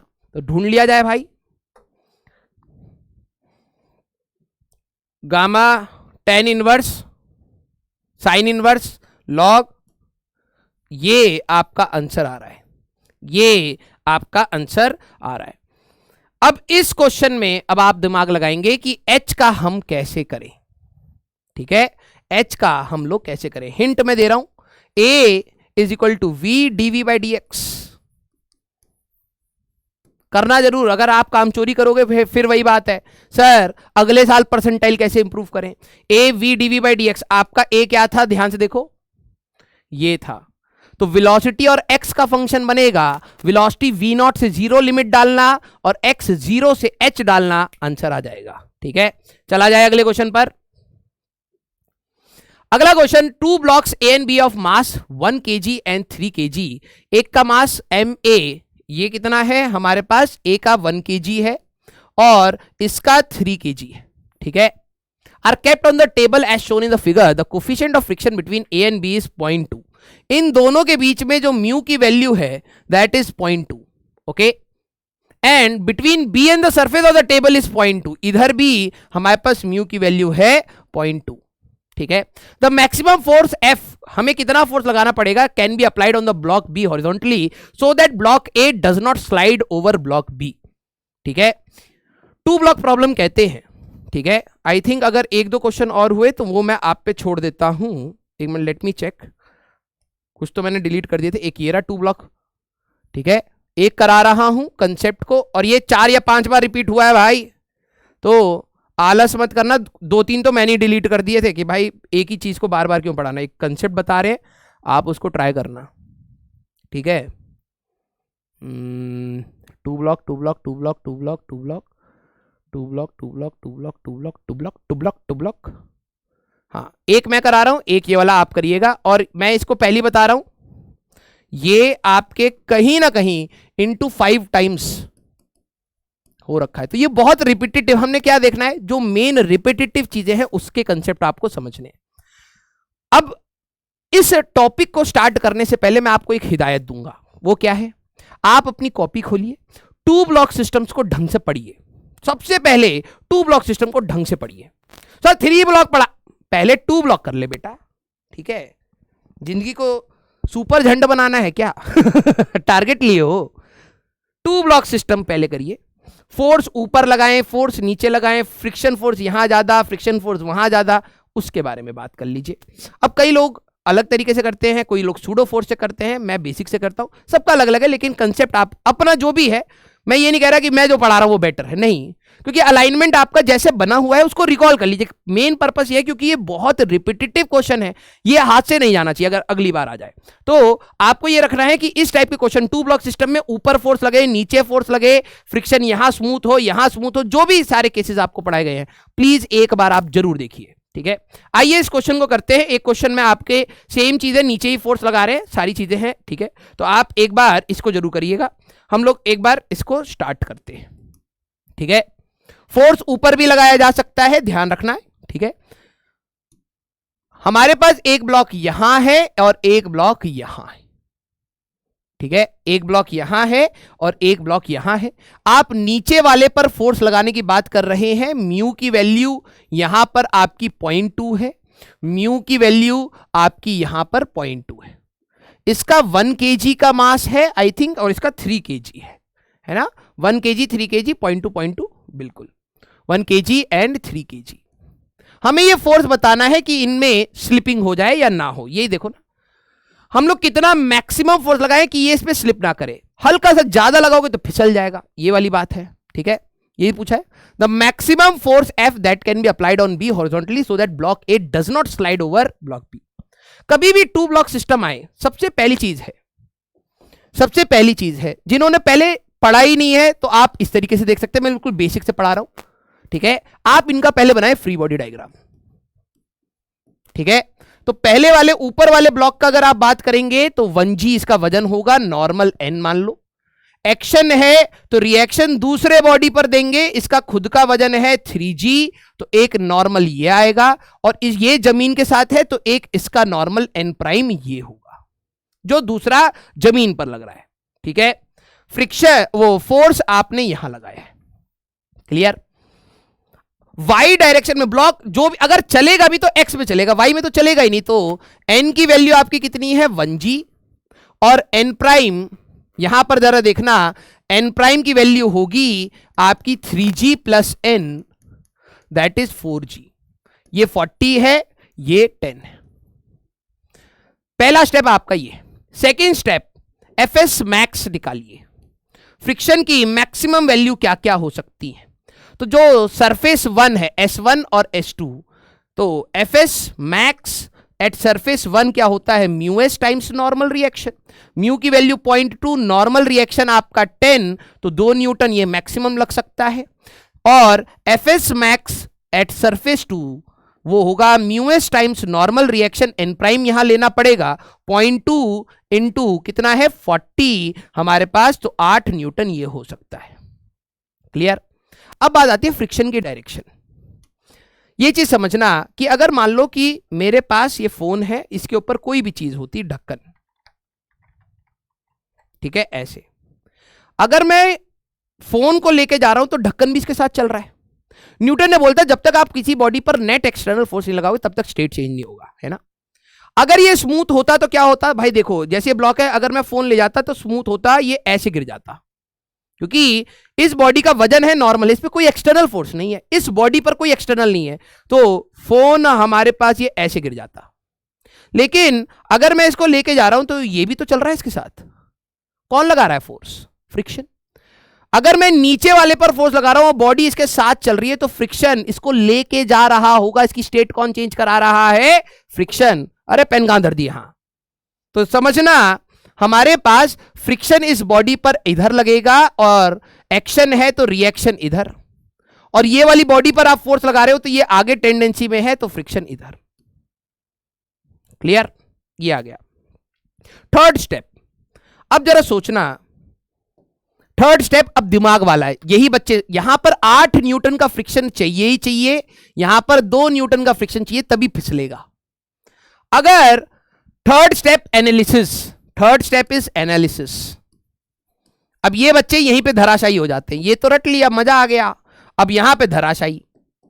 सर मदद! अरे भाई, अगर आप 1 न्यूटन लगाओगे तो ये वाला फ्रिक्शन 1 न्यूटन लग के रोक लेगा, स्टैटिक। आप 2 न्यूटन लगाओगे, 2 लग के रोक लेगा। 3 लगाओगे, 3 लग के रोक लेगा। 4 लगाओगे, 4 लग के रोक लेगा। 5 5 6 6 7 7 7.99999 7.99999 रोक के रखेगा। ये कब चलेगा भाई? अगर आपका एक्सटर्नल फोर्स जो आप लगा रहे हैं ग्रेटर देन 8 न्यूटन हुआ, then both block will start slipping. दोनों स्लिप करेंगे जमीन पर। तो कम से कम 8 न्यूटन तो चाहिए ही चाहिए भाई। 8 न्यूटन पे ये दोनों चलेंगे, पहली चीज। फोर्थ, अज्यूम अ फोर्स, आप मान लीजिए एक ऐसा फोर्स है, assume force F, so that both moves with constant speed. वो with same acceleration, common acceleration से ये चल रहे हैं। तो अभी मैंने क्या लगाया? 8 न्यूटन से हल्का सा ज्यादा, 8.00001 लगाया, तो चलेगा ना भाई? चलेगा। ये भी मान लो ए एक्सेलरेशन से चल रहा है, ये भी मान लो ए से चल रहा है, दोनों की कॉमन एक्सेलरेशन मान के इक्वेशन लिख लो। तो अगर आप इसकी इक्वेशन बनाते तो F equal to 1 into A आती, और दूसरे की आती F minus 8 equal to 3 into A. Sir ये क्या हुआ? ये वाला जो आपका फ्रिक्शन है, ठीक है, वैसे F2 यहां लिखना चाहिए था, F2 नया फ्रिक्शन। इसकी वैल्यू कितनी थी? 8। अगर मैं इसको 8 से नीचे रखूंगा, 8 से नीचे, तो ये तो चलेगा ही नहीं, और चलेगा ही नहीं तो फ्रिक्शन क्यों आएगा? इस पे नहीं आएगा तब। तो 1 1 2 2 3 3 4 4 5 5 6 6 7 7 8 पर चलने लग गया। तो जैसे ही ये 8 पर चला, मैंने कहा कि ये वाला फ्रिक्शन तो अब फिक्स हो जाएगा ना, 8 न्यूटन, काइनेटिक फेज में आ जाएगा 8। तो दोनों साथ चल रहे, तो F minus 8 equal to 3a, 2 equation आई। अब आप इनको ऐड करके कॉमन एक्सेलरेशन निकाल लो, F ऐड कर लो, तो ये गया F minus 8 is equal to 4a। a की बात करें, F माइनस 8/4, ये आ गया। ये उठा करके किसी भी एक इक्वेशन में फ्रिक्शन निकाल लो। F is equal to 1 into a था, F की वैल्यू आ जाएगी F माइनस 8/4। अब देखो, अगर आप अपना एक्सटर्नल फोर्स बढ़ाते चले जाओगे 8 न्यूटन से ऊपर, तो ये फ्रिक्शन भी बढ़ता चला जाएगा। समझे मैंने क्या बोला? मैं इसको 8 न्यूटन से अगर और बढ़ाता जा रहा हूं, तो हमारे पास ये वाला फ्रिक्शन भी बढ़ना स्टार्ट करेगा। ये 0.1 होगा, 0.2, 0.3, 0.4, 0.5, 0.6, 0.7, 0.8, 0.9, 1। ये कहां तक जा सकता था? 2, 1.2, 1.4, 1.6, 1.8, 1.99999। और जैसे ही मैंने एक ऐसा फोर्स लगाया कि ये वाला फ्रिक्शन 2 पर हो गया, स्लिप कर जाएगा। तो हमारे पास for block a to slip over block b, हमारे पास फ्रिक्शन की वैल्यू 2 न्यूटन हो जानी चाहिए। तो जैसी फ्रिक्शन की वैल्यू आप 2 रखोगे,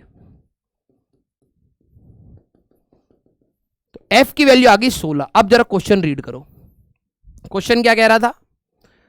कि हम लोग कितना मैक्सिमम फोर्स लगाएं कि ये इस पे स्लिप ना करे। सर आपने तो वो फोर्स निकाला है जहां पे स्लिप कर रहा है। मैंने कहा 16 से कम लगा दो, 15.99999999999 इतना लगा दो, नहीं होएगा स्लिप। तो सर रिपोर्ट कैसे करेंगे? तो बस हो तो गया, आपका जवाब आ ही गया, 16 आंसर होना चाहिए। नहीं समझ आई बात? पीछे जाओ, दोबारा सुनो।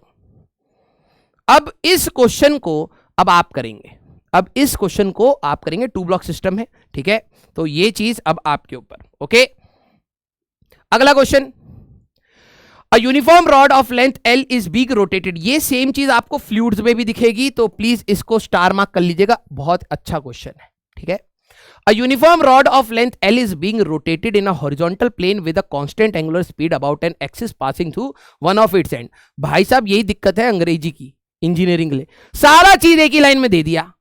If the tension generated in the rod due to tension is Tx at a distance x from the axis, comma लगा के then which of the following graph depend। दो लाइन में इतना गंदा चीज पूछ ली है ना, अरे छोटा छोटा करके पूछना चाहिए था। दोबारा पढ़ो इस क्वेश्चन को। A uniform rod of length L is being rotated।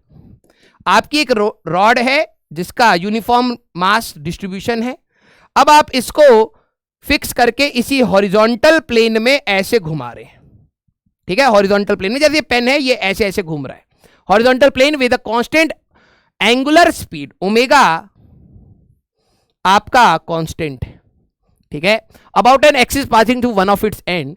If the tension generated in the rod due to rotation, भाई देखो 5 लोग अगर हाथ खड़े हैं, ठीक है, जैसे मैं यहां पर खड़ा हूं, दूसरा बंदा है, तीसरा बंदा है, चौथा, और हम सबको पकड़ के कोई घुमाने लगे तो भाई साहब मेरे हाथ खींचेंगे ना, क्योंकि ये तो छूट जाएगा नहीं तो मेरे से, है ना।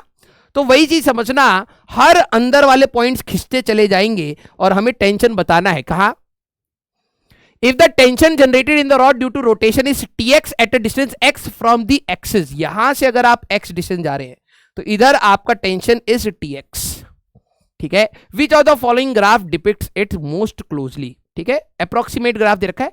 टेंशन हमारे पास x के साथ कैसा वेरी हो, ये कह रहा है कांस्टेंट रहेगा, ये बढ़ेगा, ये हमारे पास लीनियरली घटेगा, ये कुछ कर्व टाइप से घटेगा, ये कह रहा है। अब ये पैराबोलिक है, कौन सा कर्व है, जो भी है, हमें बस रफली एस्टिमेट लगाना है। अब ये कंसेप्ट आपका कई बार आया है, HCV बेस्ड कंसेप्ट है, ठीक है। टेंशन इनसाइड अ ब्लॉक, कभी भी अगर आपको टेंशन इनसाइड अ ब्लॉक निकालना हो, और यही आपका बल्क प्रॉपर्टीज ऑफ मैटर में भी जाता है कि अगर आप एक बॉडी को इस टाइप से फोर्स लगा रहे हैं इस एंगल वाले पर जहां पर ये थीटा है, तो shear stress and normal stress कितना है, इस प्रकार का क्वेश्चन आया हुआ है। तो आपको बॉडी के अगर अंदर टेंशन निकालना है तो आप क्या करते हैं, उस बॉडी को break the body at that point, break the body at that point, और अपना फ्री बॉडी डायग्राम करके एनालाइज करिए। ये कंसेप्ट होता है। तो अब जरा यहां पर ध्यान से देखना, मान लीजिए कि मेरे पास इस प्रकार से एक रॉड थी, ठीक है, हम लोगों ने इसको इस के अबाउट ओमेगा से घुमाया, ये डिस्टेंस था x, तो ऑब्वियस सी बात है मेरे को इसको यहां पे ब्रेक कर लेना चाहिए, है ना। अगर आप ब्रेक करेंगे, मैं आपको दिखा रहा हूं, जैसे मान लो ये एक रॉड का ये वाला पार्ट हो गया, एक रॉड का ये वाला पार्ट हो गया, this will B of length x, this will B of length l minus x। क्योंकि जब आप घुमाओगे तो इस बॉडी, अगर मैं इसी के फ्रेम में जाऊंगा तो इस बॉडी में टेंडेंसी बाहर की होगी, तो इसका टेंशन ऐसे होगा, इसका टेंशन ऐसे होगा। Tension is a pull force, खींच के रखेगा। यही टेंशन, ठीक है, यही इसमें टेंशन ऐसे होगा, इसमें टेंशन ऐसे होगा, यही टेंशन x बताना है, ठीक है। तो मैंने क्या कहा, यार यूनिटरी यूनिफॉर्म है भाई, एक मिनट रुक जाओ, एसी चला रखा है किसी ने, जस्ट अ मिनट, ठीक है, एसी थोड़ा वो कर दो, 25 पे कर दो और स्पीड 1 कर दो। जरा देखना Tx हमारे पास ये है, हाँ, तो मैं क्या बता रहा था, मैं यहां पे कह रहा हूं टेंशन आपका Tx है। ये चीज अगर मैं इसी फ्रेम में घूम जाऊंगा तो ये इस फ्रेम में इसको घुमाने की कोशिश कर रहा है, और यूनिफॉर्म मास डिस्ट्रीब्यूशन था, L लेंथ पर मास है m, पर यूनिट लेंथ पर है m बाय l, तो L माइनस x लेंथ का मास कितना होगा, m by l into L minus x, यही होगा। इसका जो सेंटर होगा वो यहां होगा at a distance of L minus x by 2। आप इंटीग्रेशन से जाना चाहें इंटीग्रेशन से भी जा सकते हैं, मैं सेंटर ऑफ मास, इस वाले पार्ट का सेंटर ऑफ मास यहां होगा, ये पूरा मास यहां ले सकते हैं। तो ये अपने सेंटर से किस डिस्टेंस पर घूम रहा है, ये वाला लेंथ अगर मैं बात करूं, this length will be x plus L minus x by 2, है ना। सेंटर से ये एक्सिस के यहां से कितनी दूरी पर है, इतना। अगर आप एलसीएम लेंगे तो 2x plus L minus X by 2, तो ये आपका आ जाएगा x प्लस एल बाय 2। ये जो आपका टेंशन है ना, ये इसका एम आर ओमेगा स्क्वायर के बराबर होगा, क्योंकि इसके पास जो सेंट्रीफ्यूगल फोर्स है एम आर ओमेगा स्क्वायर, उसी को टेंशन बैलेंस आउट कर रहा होगा। तो अगर आप देखें तो tension will be equal to m by l into l minus x into radius है l plus x by 2 into omega का स्क्वायर। अगर आप देखें तो m by 2 l square minus x square into omega का square, that is your tension, that is your at x equal to 0। जरा देखो, at x equal to l tension is 0, है ना। क्योंकि अगर आप इस वाले पॉइंट की बात करोगे, इसको तो किसी को पकड़ के ही नहीं रखना है, तो टेंशन थोड़ा ना होगा वहां पर। टेंशन तो बढ़ते बढ़ते बढ़ते बढ़ते यहां पर मैक्सिमम होगा, जब आप एक्स की वैल्यू 0 डालोगे मैक्सिमम टेंशन आ जाएगा। क्लियर। अब आते हैं ऑप्शन पर। ये कह रहे हैं लीनियर होगा। अगर आप देखें तो टेंशन एट एनी एक्स का जो फॉर्मूला आया है that is M by 2l into L square minus x square into omega का स्क्वायर, आई थिंक यही आया है, M by 2l into L square minus. ये पहली बात स्ट्रेट लाइन तो है नहीं, तो ये गया, ये गया। अब सर ये दोनों हो सकते हैं। ये क्या कह रहा है, x इक्वल टू 0 पर टेंशन 0 है, गलत बात। ठीक है, आपका आंसर ये होगा। ऐसे ही रोटेटिंग फ्लूइड का भी कंसेप्ट आएगा, ऐसे ही रोटेटिंग फ्लूइड का भी कंसेप्ट आएगा फ्लूइड्स में, तो उसके ऊपर भी क्वेश्चन आए हुए हैं। ठीक है, अगला क्वेश्चन देख लिया जाए अंडरपंटर्स। अगला question, a block of mass 5 kg is pushed in a case a. आपने पुशिंग एंड पुलिंग का स्कूल में भी देखा होगा, बहुत पूछते हैं, यहां पर भी वैसे ही है। आपका एक ब्लॉक है जिसका मास कितना दे दिया है 5 kg, ठीक है, is pushed in a case A and pulled in a case B. Pulled मतलब खींचा है, इसको धक्का दिया है, बाय अ फोर्स 20 न्यूटन, इधर भी 20 उधर भी 20, मेकिंग एन एंगल 30, इधर भी 30 उधर भी 30, with a horizontal as shown in the figure. The coefficient of friction between the block and the floor is mu की वैल्यू आपकी 0.2। आई होप दोनों में सेम है। ठीक है, the difference between the acceleration of the block in case B and case 1 is, इन दोनों में acceleration का डिफरेंस क्या होगा। ठीक है, सबसे पहली चीज, जो भी आप फोर्स लगा रहे हैं इसको देखो, ये ब्लॉक चलेगा तो आपका हॉरिजॉन्टल में ही, तो आप सारे फोर्सेस को हॉरिजॉन्टल एंड वर्टिकल में रिजॉल्व करिए। इसका खुद का वजन होगा 5g, एक जमीन से नॉर्मल मिलेगा n, इसको अगर आप रिजॉल्व करेंगे तो 20 cos 30, और यहां पर एक और कंपोनेंट आ जाएगा 20 sin 30।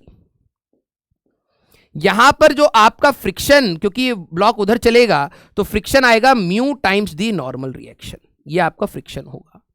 अगर मैं इसको रिजॉल्व करूं बेटा, इसका खुद का वजन है 5g, इसको रिजॉल्व करोगे तो 20 cos 30, इधर आएगा 20 sin 30, इधर होगा नया normal reaction N prime, block उधर चलेगा तो फ्रिक्शन की वैल्यू इस डायरेक्शन में म्यू एन प्राइम होगी।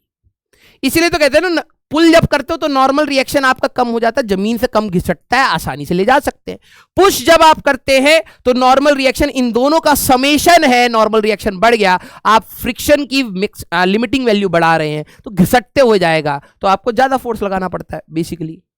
अब ये इस डायरेक्शन में चलेगा, मान लेते हैं A1, और ये इस डायरेक्शन में चलेगा, मान लेते हैं A2। तो हमें क्या बताना है, the difference of acceleration in the case B, A2 minus A1 हमें रिपोर्ट करना है, A2 माइनस A1। तो मान लेते हैं पहले वाले केस के लिए, केस 1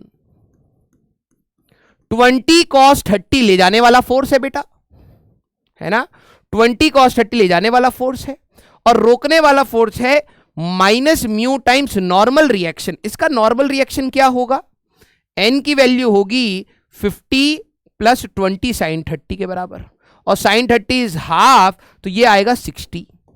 तो मैं यहां पे लिख सकता हूं म्यू इंटू 60, म्यू की वैल्यू कितनी थी 0.2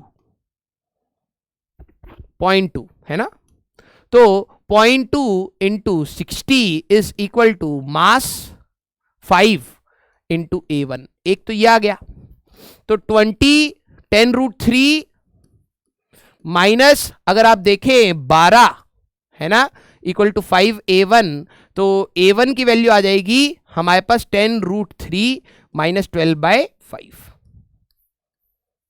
ये आ गया पहले वाले का केस का। अगर मैं दूसरे केस की बात करूं, केस 2, तो ले जाने वाला फोर्स कौन सा है बेटा, 20 cos 30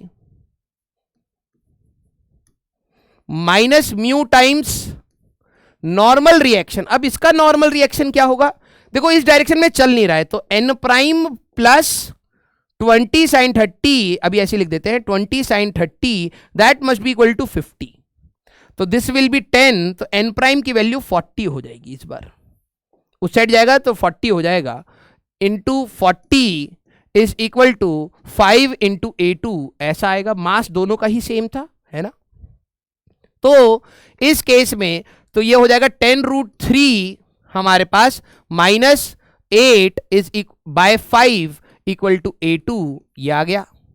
अब हमें बताना था a2 माइनस a1, है ना, तो ये आपका a2 में है 10√3 बाय 5 माइनस 8/5 माइनस 10√3/5 प्लस 12/5, तो ये और ये तो गया, और ये हो जाएगा हमारे पास 4/5, है ना,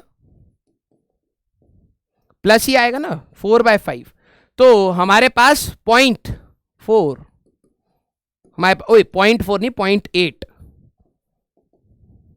हमारे पास 4/5 है, मैं 0.4 कर रहा था उसको, ठीक है। तो ये आपका 0.8 मीटर पर second square, that will be your answer.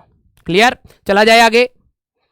अगला क्वेश्चन है, इस टाइप का क्वेश्चन आपका एक और है, ठीक है, वो मैं आप पे छोड़ूंगा। ये देखिए, एक ये है, ठीक है, और एक मिनट रुक जाना,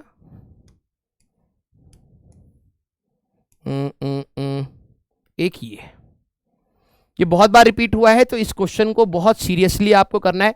फॉर्म चेंज हो रहा है, ठीक है, फॉर्म चेंज हो रहा है, लेकिन आपको इस क्वेश्चन को ध्यान से करना है। कंसेप्ट मैं बताऊंगा, इक्वेशन मैं आपको बनवा दूंगा, सॉल्व आपको करना है।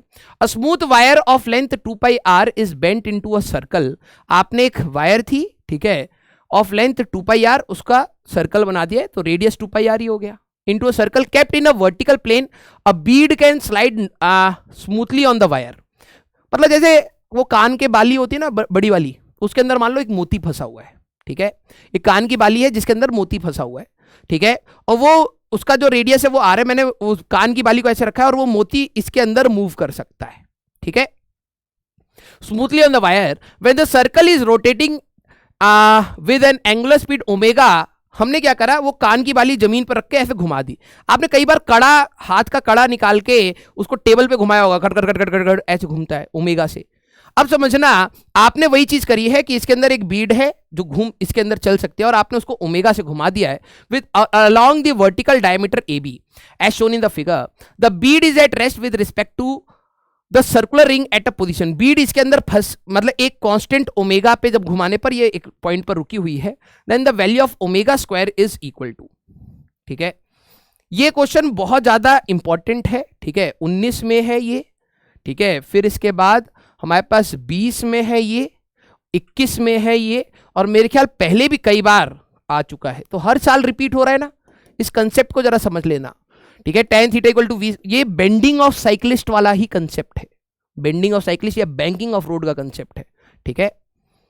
जरा ये देखना, अगर मान लियो क्या सर्कल है बच्चा कह रहा हो क्या हो गया, हाँ, अगर आप इसको यहां पर ओमेगा से घुमा रहे, ठीक है, जेई में पहले ये बाउल वाला क्वेश्चन फेमस होता था, आपको क्लास में कराया होगा, ठीक है, बाउल क्वेश्चन कहते हैं इसको, कि आपका एक बाउल है, उसको ओमेगा से आप घुमा रहे हैं, तो ब्लॉक हमारे पास किस एंगल पर रहेगा। चलो मैं इस वाले कंसेप्ट को करता हूं, उसी चीज को यहां लगाता हूं, देखना ये चीज कराई जाती है, बाउल वाला केस कराया जाता है, उसी चीज को यहां लगा दूंगा, ठीक है। अब वही बात है, जिसका ये क्लियर है ये क्लियर हो जाएगा। इसी में फ्रिक्शन भी आ सकता है, तो ओमेगा मैक्स एंड ओमेगा मिन भी आपको क्लास में कराया गया होगा, उसको जरूर रिवाइज करिएगा, क्योंकि हर साल रिपीट हो रहा है। तो बाउल वाले केस को भी जरा देख लेना, कि आपका एक बाउल है, ध्यान से देखो, इसमें एक ये वाला क्वेश्चन करा होगा, एक चींटी है, ये कितने हाइट तक जा सकती है, एक चींटी है, कितने हाइट तक जा सकती है? फ्रिक्शन वाले में चींटी चल रही है कि कुछ हाइट पर जाके फिसल जा रही है, फिर चल रही है, फिसल जा रही है। ये कौन सा क्वेश्चन हो गया? tan theta equal to mu, angle of repose का। आपको करना क्या है, यहां पर एक स्लोप बनाना है। ये एंगल आपका थीटा है, तो आप स्लोप का देखेंगे वही थीटा आएगा। tan theta equal to mu करके वो क्वेश्चन है। अब क्वेश्चन आपका अलग है। बाउल देखते ही बच्चों को कंफ्यूजन होती है। अब क्वेश्चन क्या है कि आपने एक बाउल के अंदर एक डब्बे को रखा और इसको ओमेगा से घुमा दिया, तो यहां पर एक डब्बा किसी एंगल ऐसे पर आके अटक जाता है, ठीक है। ये रेडियस आर है, ये एंगल हमारे पास थीटा है। तो जरा ये देखना, ये अपना एक सर्कल बनाएगा ऐसे, जिसका रेडियस होगा ये आर, ठीक है। अब अगर मैं यहां पर बात करूं इसके वजन की, इसका वजन नीचे mg, नॉर्मल रिएक्शन आपका इधर n, और ये ओमेगा से घूम रहा है। तो आपको क्या करना है, कभी भी सर्कुलर मोशन होता है तो रेजोल्यूशन याद करिए। रेजोल्यूशन वो नहीं न्यू ईयर वाला कि रिजॉल्व कैसे करते थे फोर्सेस को, resolve all the forces along the tangent and towards the centre, तभी आप इक्वेशन लिख पाते, ठीक है। अगर ये थीटा है तो ये थीटा है, तो n cos थीटा आपका इधर आएगा, n sin theta toward the centre आएगा। तो आपका n cos थीटा किसके बराबर? mg के बराबर। n sin थीटा किसके बराबर? mr ओमेगा स्क्वायर के बराबर। अगर आप देखें तो tan theta is equal to r omega square by g, इस प्रकार से आपको मिलता है ना, R omega square by G या V square by R G. आपने ये वाली चीज पढ़ी हुई है, ये वही चीज तो यहां पर भी है यार। इसी में फ्रिक्शन ओमेगा मैक्स होगा, ध्यान रखना। फ्रिक्शन आप लेंगे बैंकिंग ऑफ रोड वाला कंसेप्ट। अगर मान लीजिए ये रफ होगा तो बोलेंगे कितना ओमेगा से घुमाए कि ये रुका रहे, तो फ्रिक्शन नीचे की डायरेक्शन में लगेगा, इक्वेशन बनानी पड़ेगी। कितना ओमेगा मिन हो, कितना कम ओमेगा से घुमाए कि ये फिसले ना, फ्रिक्शन ऊपर की डायरेक्शन में लगेगा, बैंकिंग ऑफ रोड वाला फॉर्मूला बन जाएगा। अभी हमारे पास बेंडिंग ऑफ साइक्लिस्ट का है, वहां बैंकिंग का। अब जरा देखना, ये चीज इस वाले केस में इक्वेशन दे दी है, ठीक है। tan थीटा अभी आपका क्या आया है? आर ओमेगा स्क्वायर बाय जी का आपका आया है। तो tan थीटा आप कहां से निकालेंगे? कंसेप्ट बता रहा हूं, सॉल्व करिएगा, ठीक है। अब आते हैं इस पे। तो अब इन्होंने क्या बोला है कि ये जो बीड है ये किस रेडियस पे घूम रही है? r/2 पर, ऐसे।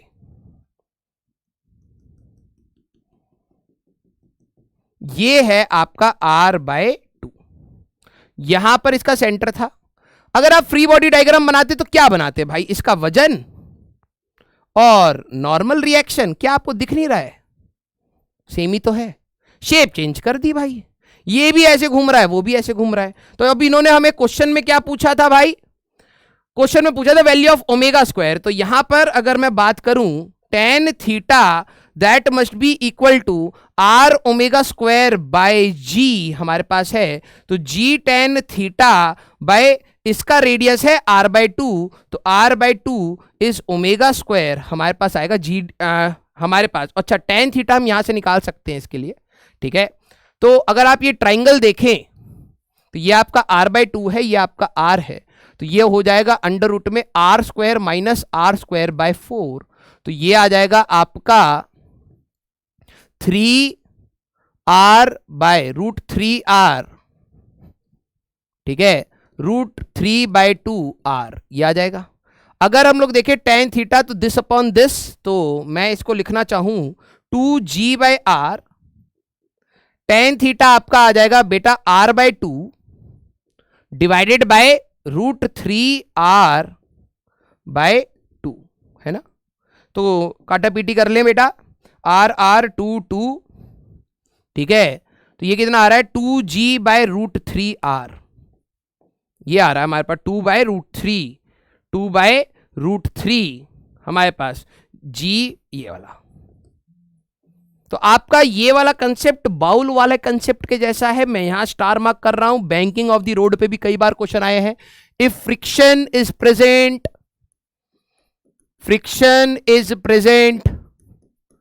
तो आप अपना बैंकिंग ऑफ रोड रिवाइज करिए, सेम आएगा फॉर्मूला, निकाल के रखिएगा। आपके नोट्स में अगर टीचर ने बैंकिंग ऑफ रोड कराया है तो इसको भी कराया है, ये नहीं कि सर क्वेश्चन नहीं कराया, अरे बैंकिंग ऑफ रोड पढ़ाया है, वही सेम कंसेप्ट। अब टीचर ये एक्सपेक्ट करता है कि आप ये सारी चीजें सोचिए, नहीं सर सॉल्व करा दीजिए।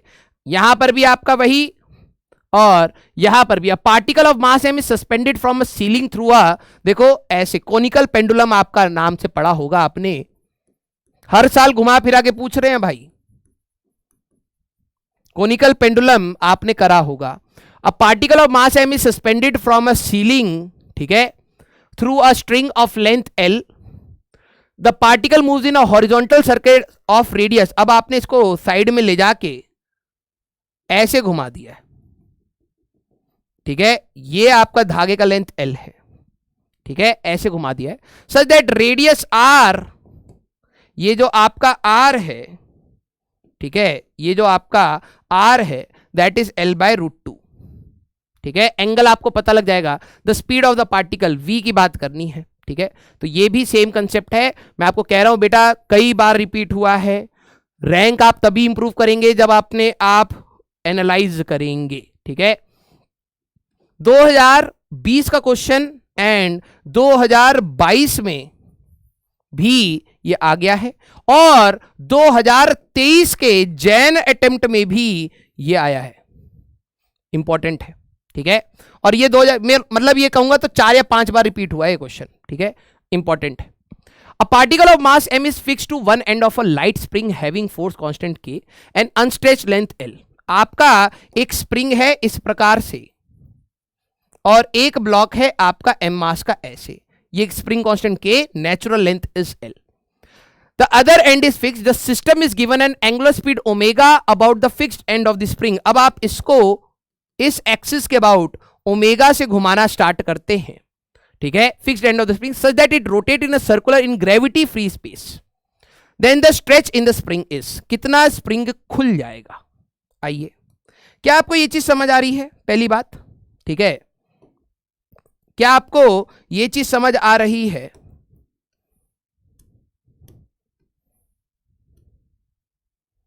कुछ ऐसे, जो आपका स्प्रिंग है ना, ये आपका नेचुरल लेंथ एल था, लेकिन जब आप इसको ओमेगा से घुमाने लगेंगे ना, तो स्प्रिंग आपका स्ट्रेच हो जाएगा, ऐसे आपका स्प्रिंग स्ट्रेच हो जाएगा। This is your natural length L, और ये इसके अंदर इलोंगेशन हो गया है एक्स, ठीक है। स्प्रिंग का जो फोर्स होगा, जैसे ये खींचेगा तो स्प्रिंग का फोर्स किधर होगा? इधर। स्प्रिंग तो हमेशा अपनी रिस्टोरिंग करेगा, है ना, और अगर वो रिस्टोरिंग करेगा तो ये एक्स लेंथ है, तो स्प्रिंग का फोर्स हो गया के x, and this particle is in circular motion. और अगर वो सर्कुलर मोशन में है तो आपको पता है net force toward the centre, वो सेंट्रीपिटल का काम करेगा, एम वी स्क्वायर, या ओमेगा के टर्म में है एम आर ओमेगा स्क्वायर होगा। तो net force toward the centre is के एक्स, और एम कैपिटल एम है या क्या है? एम ही है, ठीक है। एम रेडियस क्या हो जाएगा? इसका रेडियस एल प्लस एक्स नहीं हो गया? हाँ या ना? L plus x into omega का स्क्वायर। हमें बेसिकली क्या बताना था? द स्ट्रेच, एक्स की वैल्यू निकालनी है। तो ये हो गया बेटा आपका के एक्स, ये हो गया M L omega square plus M X omega square, इस मलबे को इधर ले आओ, K minus M omega square into X is equal to M L omega का स्क्वायर। एक्स की बात करोगे एम एल ओमेगा का square divide by K minus M omega square, हो तो गया एम एल ओमेगा, ये एल है बेटा, ठीक है, अपॉन के माइनस ओमेगा का स्क्वायर, एम ओमेगा का स्क्वायर, यही है ना? कहां गया रे? अरे एम एल के माइनस एम ओमेगा स्क्वायर, के माइनस एम, ये एल है बेटा हमारे पास, ठीक है, ये एल है, ये एल है, ये एल है, ये एल है, ठीक है। तो हमारे पास d option, that will be your answer, ठीक है। कोई अच्छा क्वेश्चन ना मिस हो जाए, पहले उसको देख लेते हैं, ठीक है। हाँ, इन तीनों को पहले देख लेते हैं, क्योंकि एचसीवी बेस्ड है, ये वाला क्वेश्चन भी 2-3 बार रिपीट हो चुका है, तो आपको ध्यान से कर लेना है, ठीक है। डायग्राम थोड़ा गलत बना रखा है ऑपरेटर ने, ओके। यहां पर ऐसा है,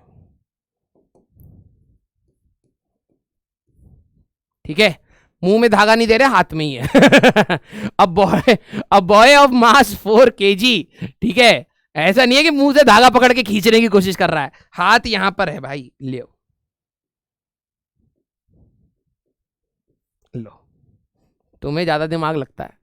A boy of mass 4 kg standing on a piece of wood having a mass 5 kg, ठीक है, बच्चे का मास 4 kg है। देखो अभी मुश्किल से 8-9 महीने का हुआ होगा, फिजिक्स का क्वेश्चन बना रहा हमारे लिए। बेटा तू बड़ा हो जा, इतना मारेंगे ना इंजीनियरिंग वाले बच्चे, ठीक है। हाँ, 5 kg के डब्बे पे खड़ा है और धागा खींच रहा है। If the coefficient of friction between the wood and the floor is, इसके बीच में जो म्यू की वैल्यू है दैट इज 0.5, ठीक है। The maximum force that the boy can exert on the rope so that the piece of wood does not move from its place, ठीक है।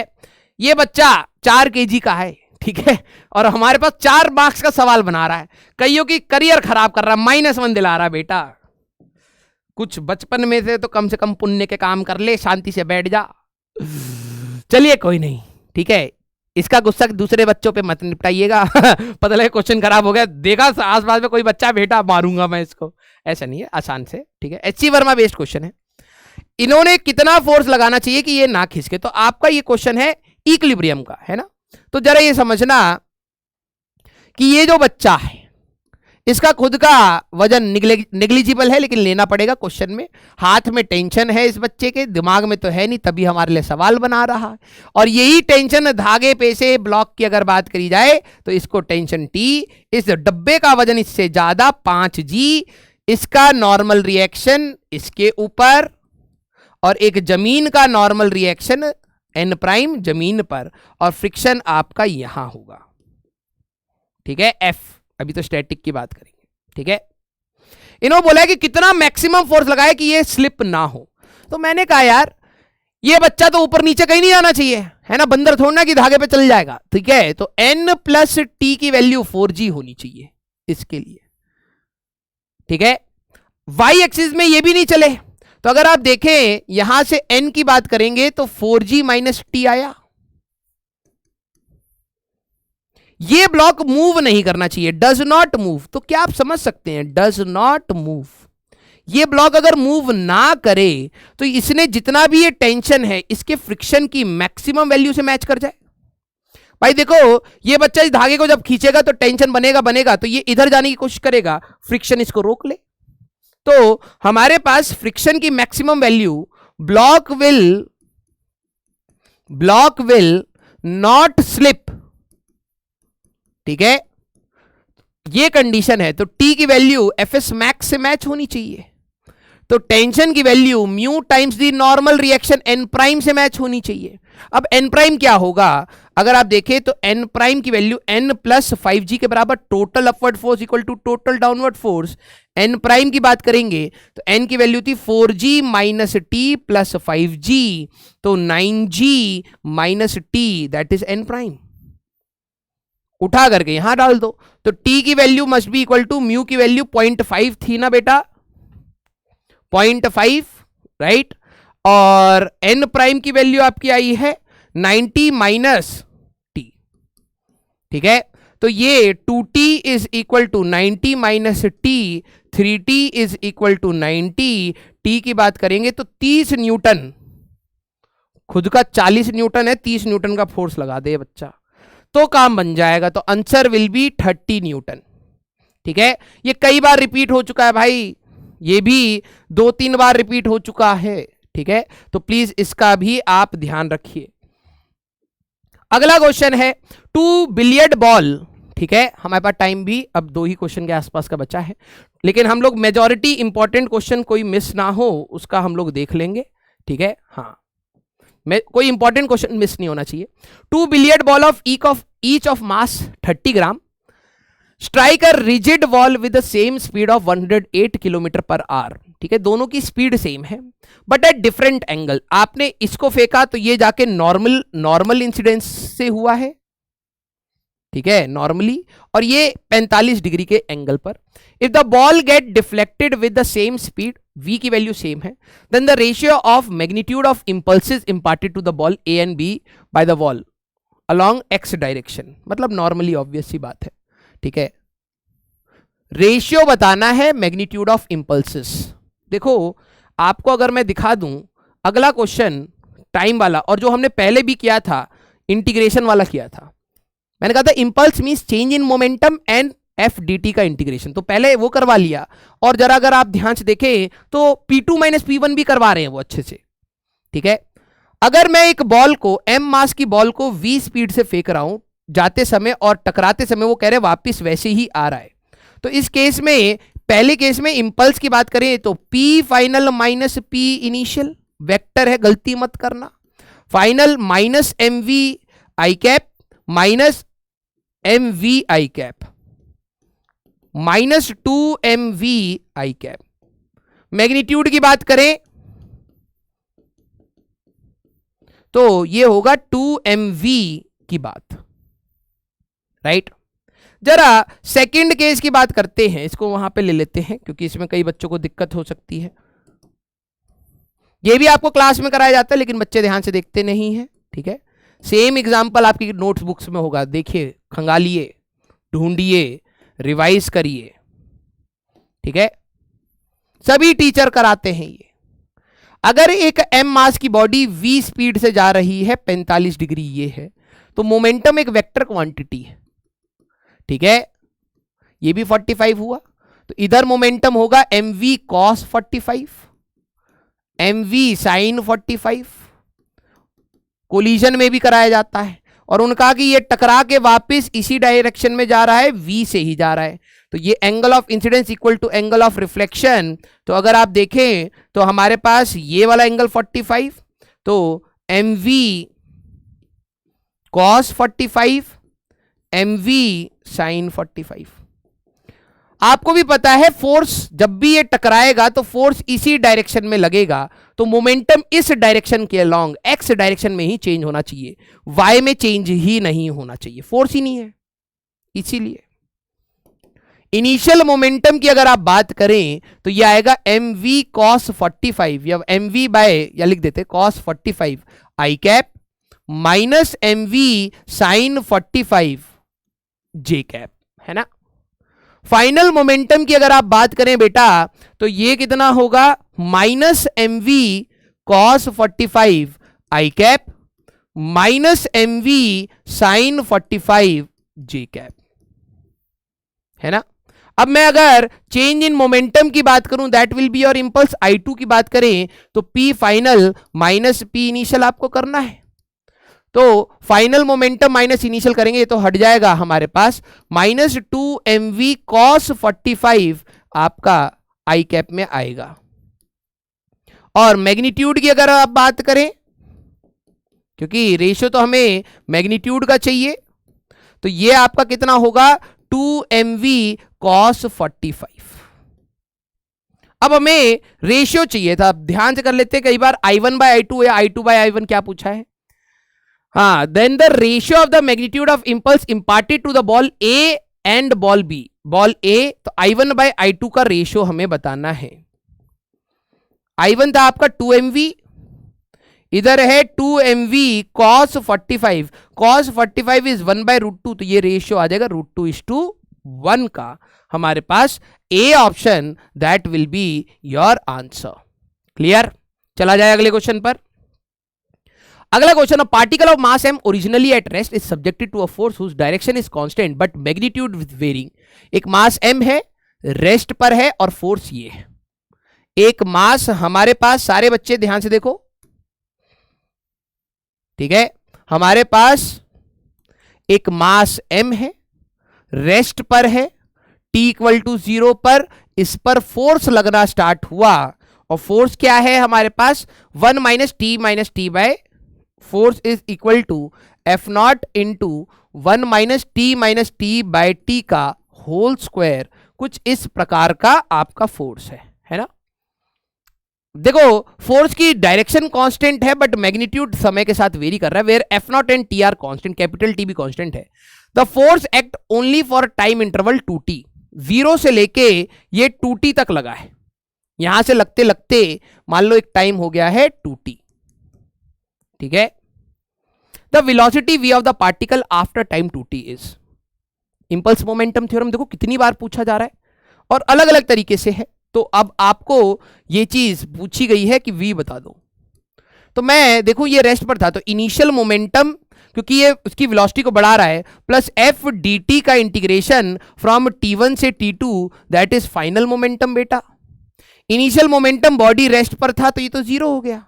Force है आपका f naught into 1 minus t by t का whole square into D t का integration कहां से कहां, 0 से 2t करने के बाद एम वी हमें फाइनल बताना था।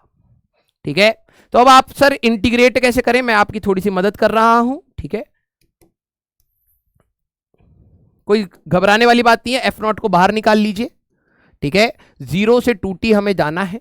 ये आपका हो गया 1 माइनस, आप इसको ओपन कर सकते हैं, 1 बाई टी स्क्वायर आप यहां ले लीजिए, तो ये हो जाएगा T square plus T square minus 2tt।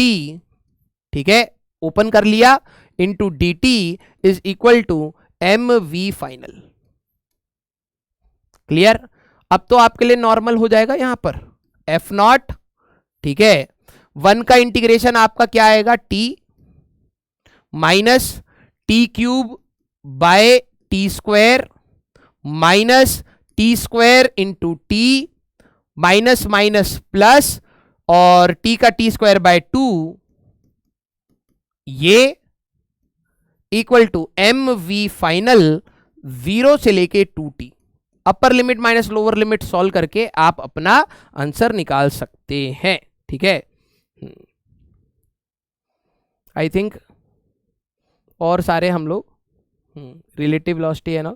ठीक है, मेजॉरिटी हम लोगों ने कंसेप्ट डिस्कस कर लिया है बेटा। आप एटलीस्ट इतने कंसेप्ट को, ये वाले भी, हाँ जी इफेक्टिव का कंसेप्ट मैं आपको बता देता हूं एक बार, क्योंकि जी इफेक्टिव के कंसेप्ट है, कंसेप्ट बता देता हूं। इस क्वेश्चन को जरूर आप एक बार ट्राई करिएगा।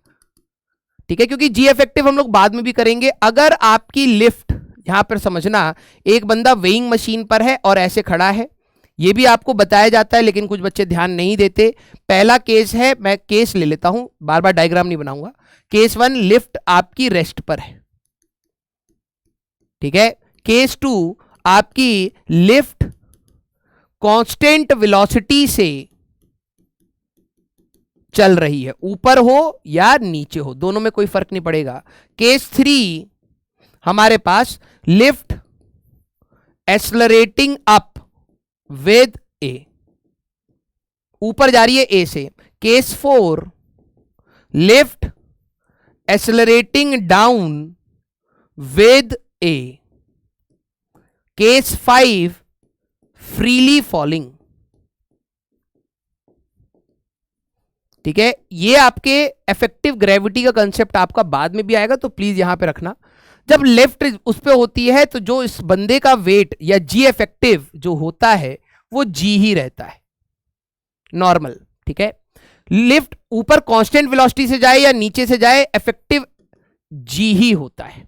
लिफ्ट एक्सेलरेटिंग विद ए, अगर वो ऊपर अप विद ए, तो जी इफेक्टिव आपका जी प्लस ए हो जाता है।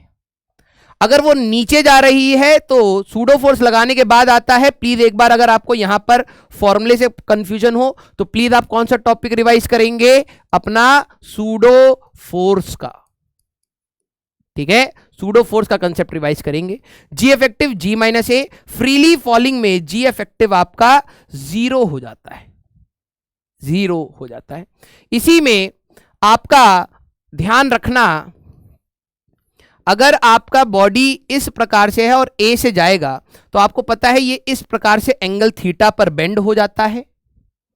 ठीक है, यहां पर आपका जी होगा, यहां ए होगा। tan theta equal to a by g आपका था, बिल्कुल याद रखना है। और g effective, net effective gravity इस केस में अंडर रूट में g square plus a square आपकी हो जाती है, ये आपको याद रखना है। ठीक है, तो हमने कोने 2 ब्लॉक सिस्टम हो या फिर रोटेटिंग फ्रेम हो, सूडो फोर्स हो, सारी मेजॉरिटी जो चीजें रेप्लिकेट हो रही हैं उनके बारे में हम लोगों ने डिस्कस किया है। आपको एटलीस्ट इतने टॉपिक्स को अच्छे से रिवाइज करना। देखो पूरा तो आपको पढ़ना ही है। कई बच्चे सोचते हैं कि बस इतना पढ़ लूंगा तो काम हो जाएगा। बेटा तू हर जगह जाके यही पूछता है, पता है, और तू उस चीज को पूछने में और उसका जवाब मिलने में जो तेरा समय है ना, उतना तू पढ़ ले। ठीक है। सफिशिएंट आपकी क्लास के नोट्स हैं, प्रॉपर आप कहीं गए, क्योंकि देखो अब ये फ्री बैच है, मैं ऐसा नहीं बोलूंगा कि ये बेस्ट है वो बेस्ट है, कुछ नहीं। आपको अपने टीचर पे विश्वास रखना पड़ेगा जिससे भी पढ़ा है, ठीक है। और ऐसा नहीं है कि सर ये क्वेश्चन तो नहीं कराया, हो सकता है क्वेश्चन नहीं कराया, लेकिन ऐसा नहीं होगा कि उन्होंने कंसेप्ट नहीं बताया। सर हमारी कॉपी में नहीं लिखा है, आपने सुना नहीं, मैं मान ही नहीं सकता कि आपके टीचर ने नहीं बताया, ठीक है। बात यह है कि आप अपने अंदर झांकिए, कुछ कमियां हैं उन पे वर्क करिए। दूसरे, मैं ये नहीं कह रहा कि सर आप टीचर को ही इतना क्यों वो कर रहे हो, मैं इसलिए कह रहा हूं क्योंकि जब तक कमियां, भाई टीचर एग्जाम नहीं देगा ना, उसने अपने टाइम पे दे लिया, अपने से सीख लिया, गलतियां कर ली, वो अब आपको सिखा रहा है।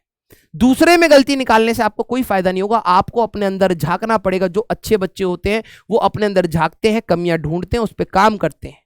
मैं ये बार बार आपको कह रहा हूं कि ये मत कहना ये तो हमें नहीं कराया, ये तो हमें, अरे नहीं कराया तो पढ़ लीजिए उसको, ठीक है। लेकिन उस चीज में, उस कंपैरिजन स्टडी में आप अपना समय व्यर्थ मत करिए, ये समय आपको बहुमूल्य है, ये आपको वापस नहीं मिलेगा, ठीक है। तो मैं आप सभी लोगों से कामना करूंगा कि आप इन क्वेश्चंस को एक बार देखेंगे, उनकी थ्योरी को रिवाइज, पूरा तो पढ़ना ही है, लेकिन इनकी थ्योरी को आप अच्छे से एक बार रिवाइज करेंगे, उनके फॉर्मूले आप सेपरेटली नोट डाउन करेंगे अगर आपने अभी तक शॉर्ट नोट्स नहीं बनाए हैं, ठीक है। तो अपन लोग मिलेंगे नेक्स्ट लेक्चर में। Till then tata bye bye, take care, पढ़ते रहिए, मचाते रहिए।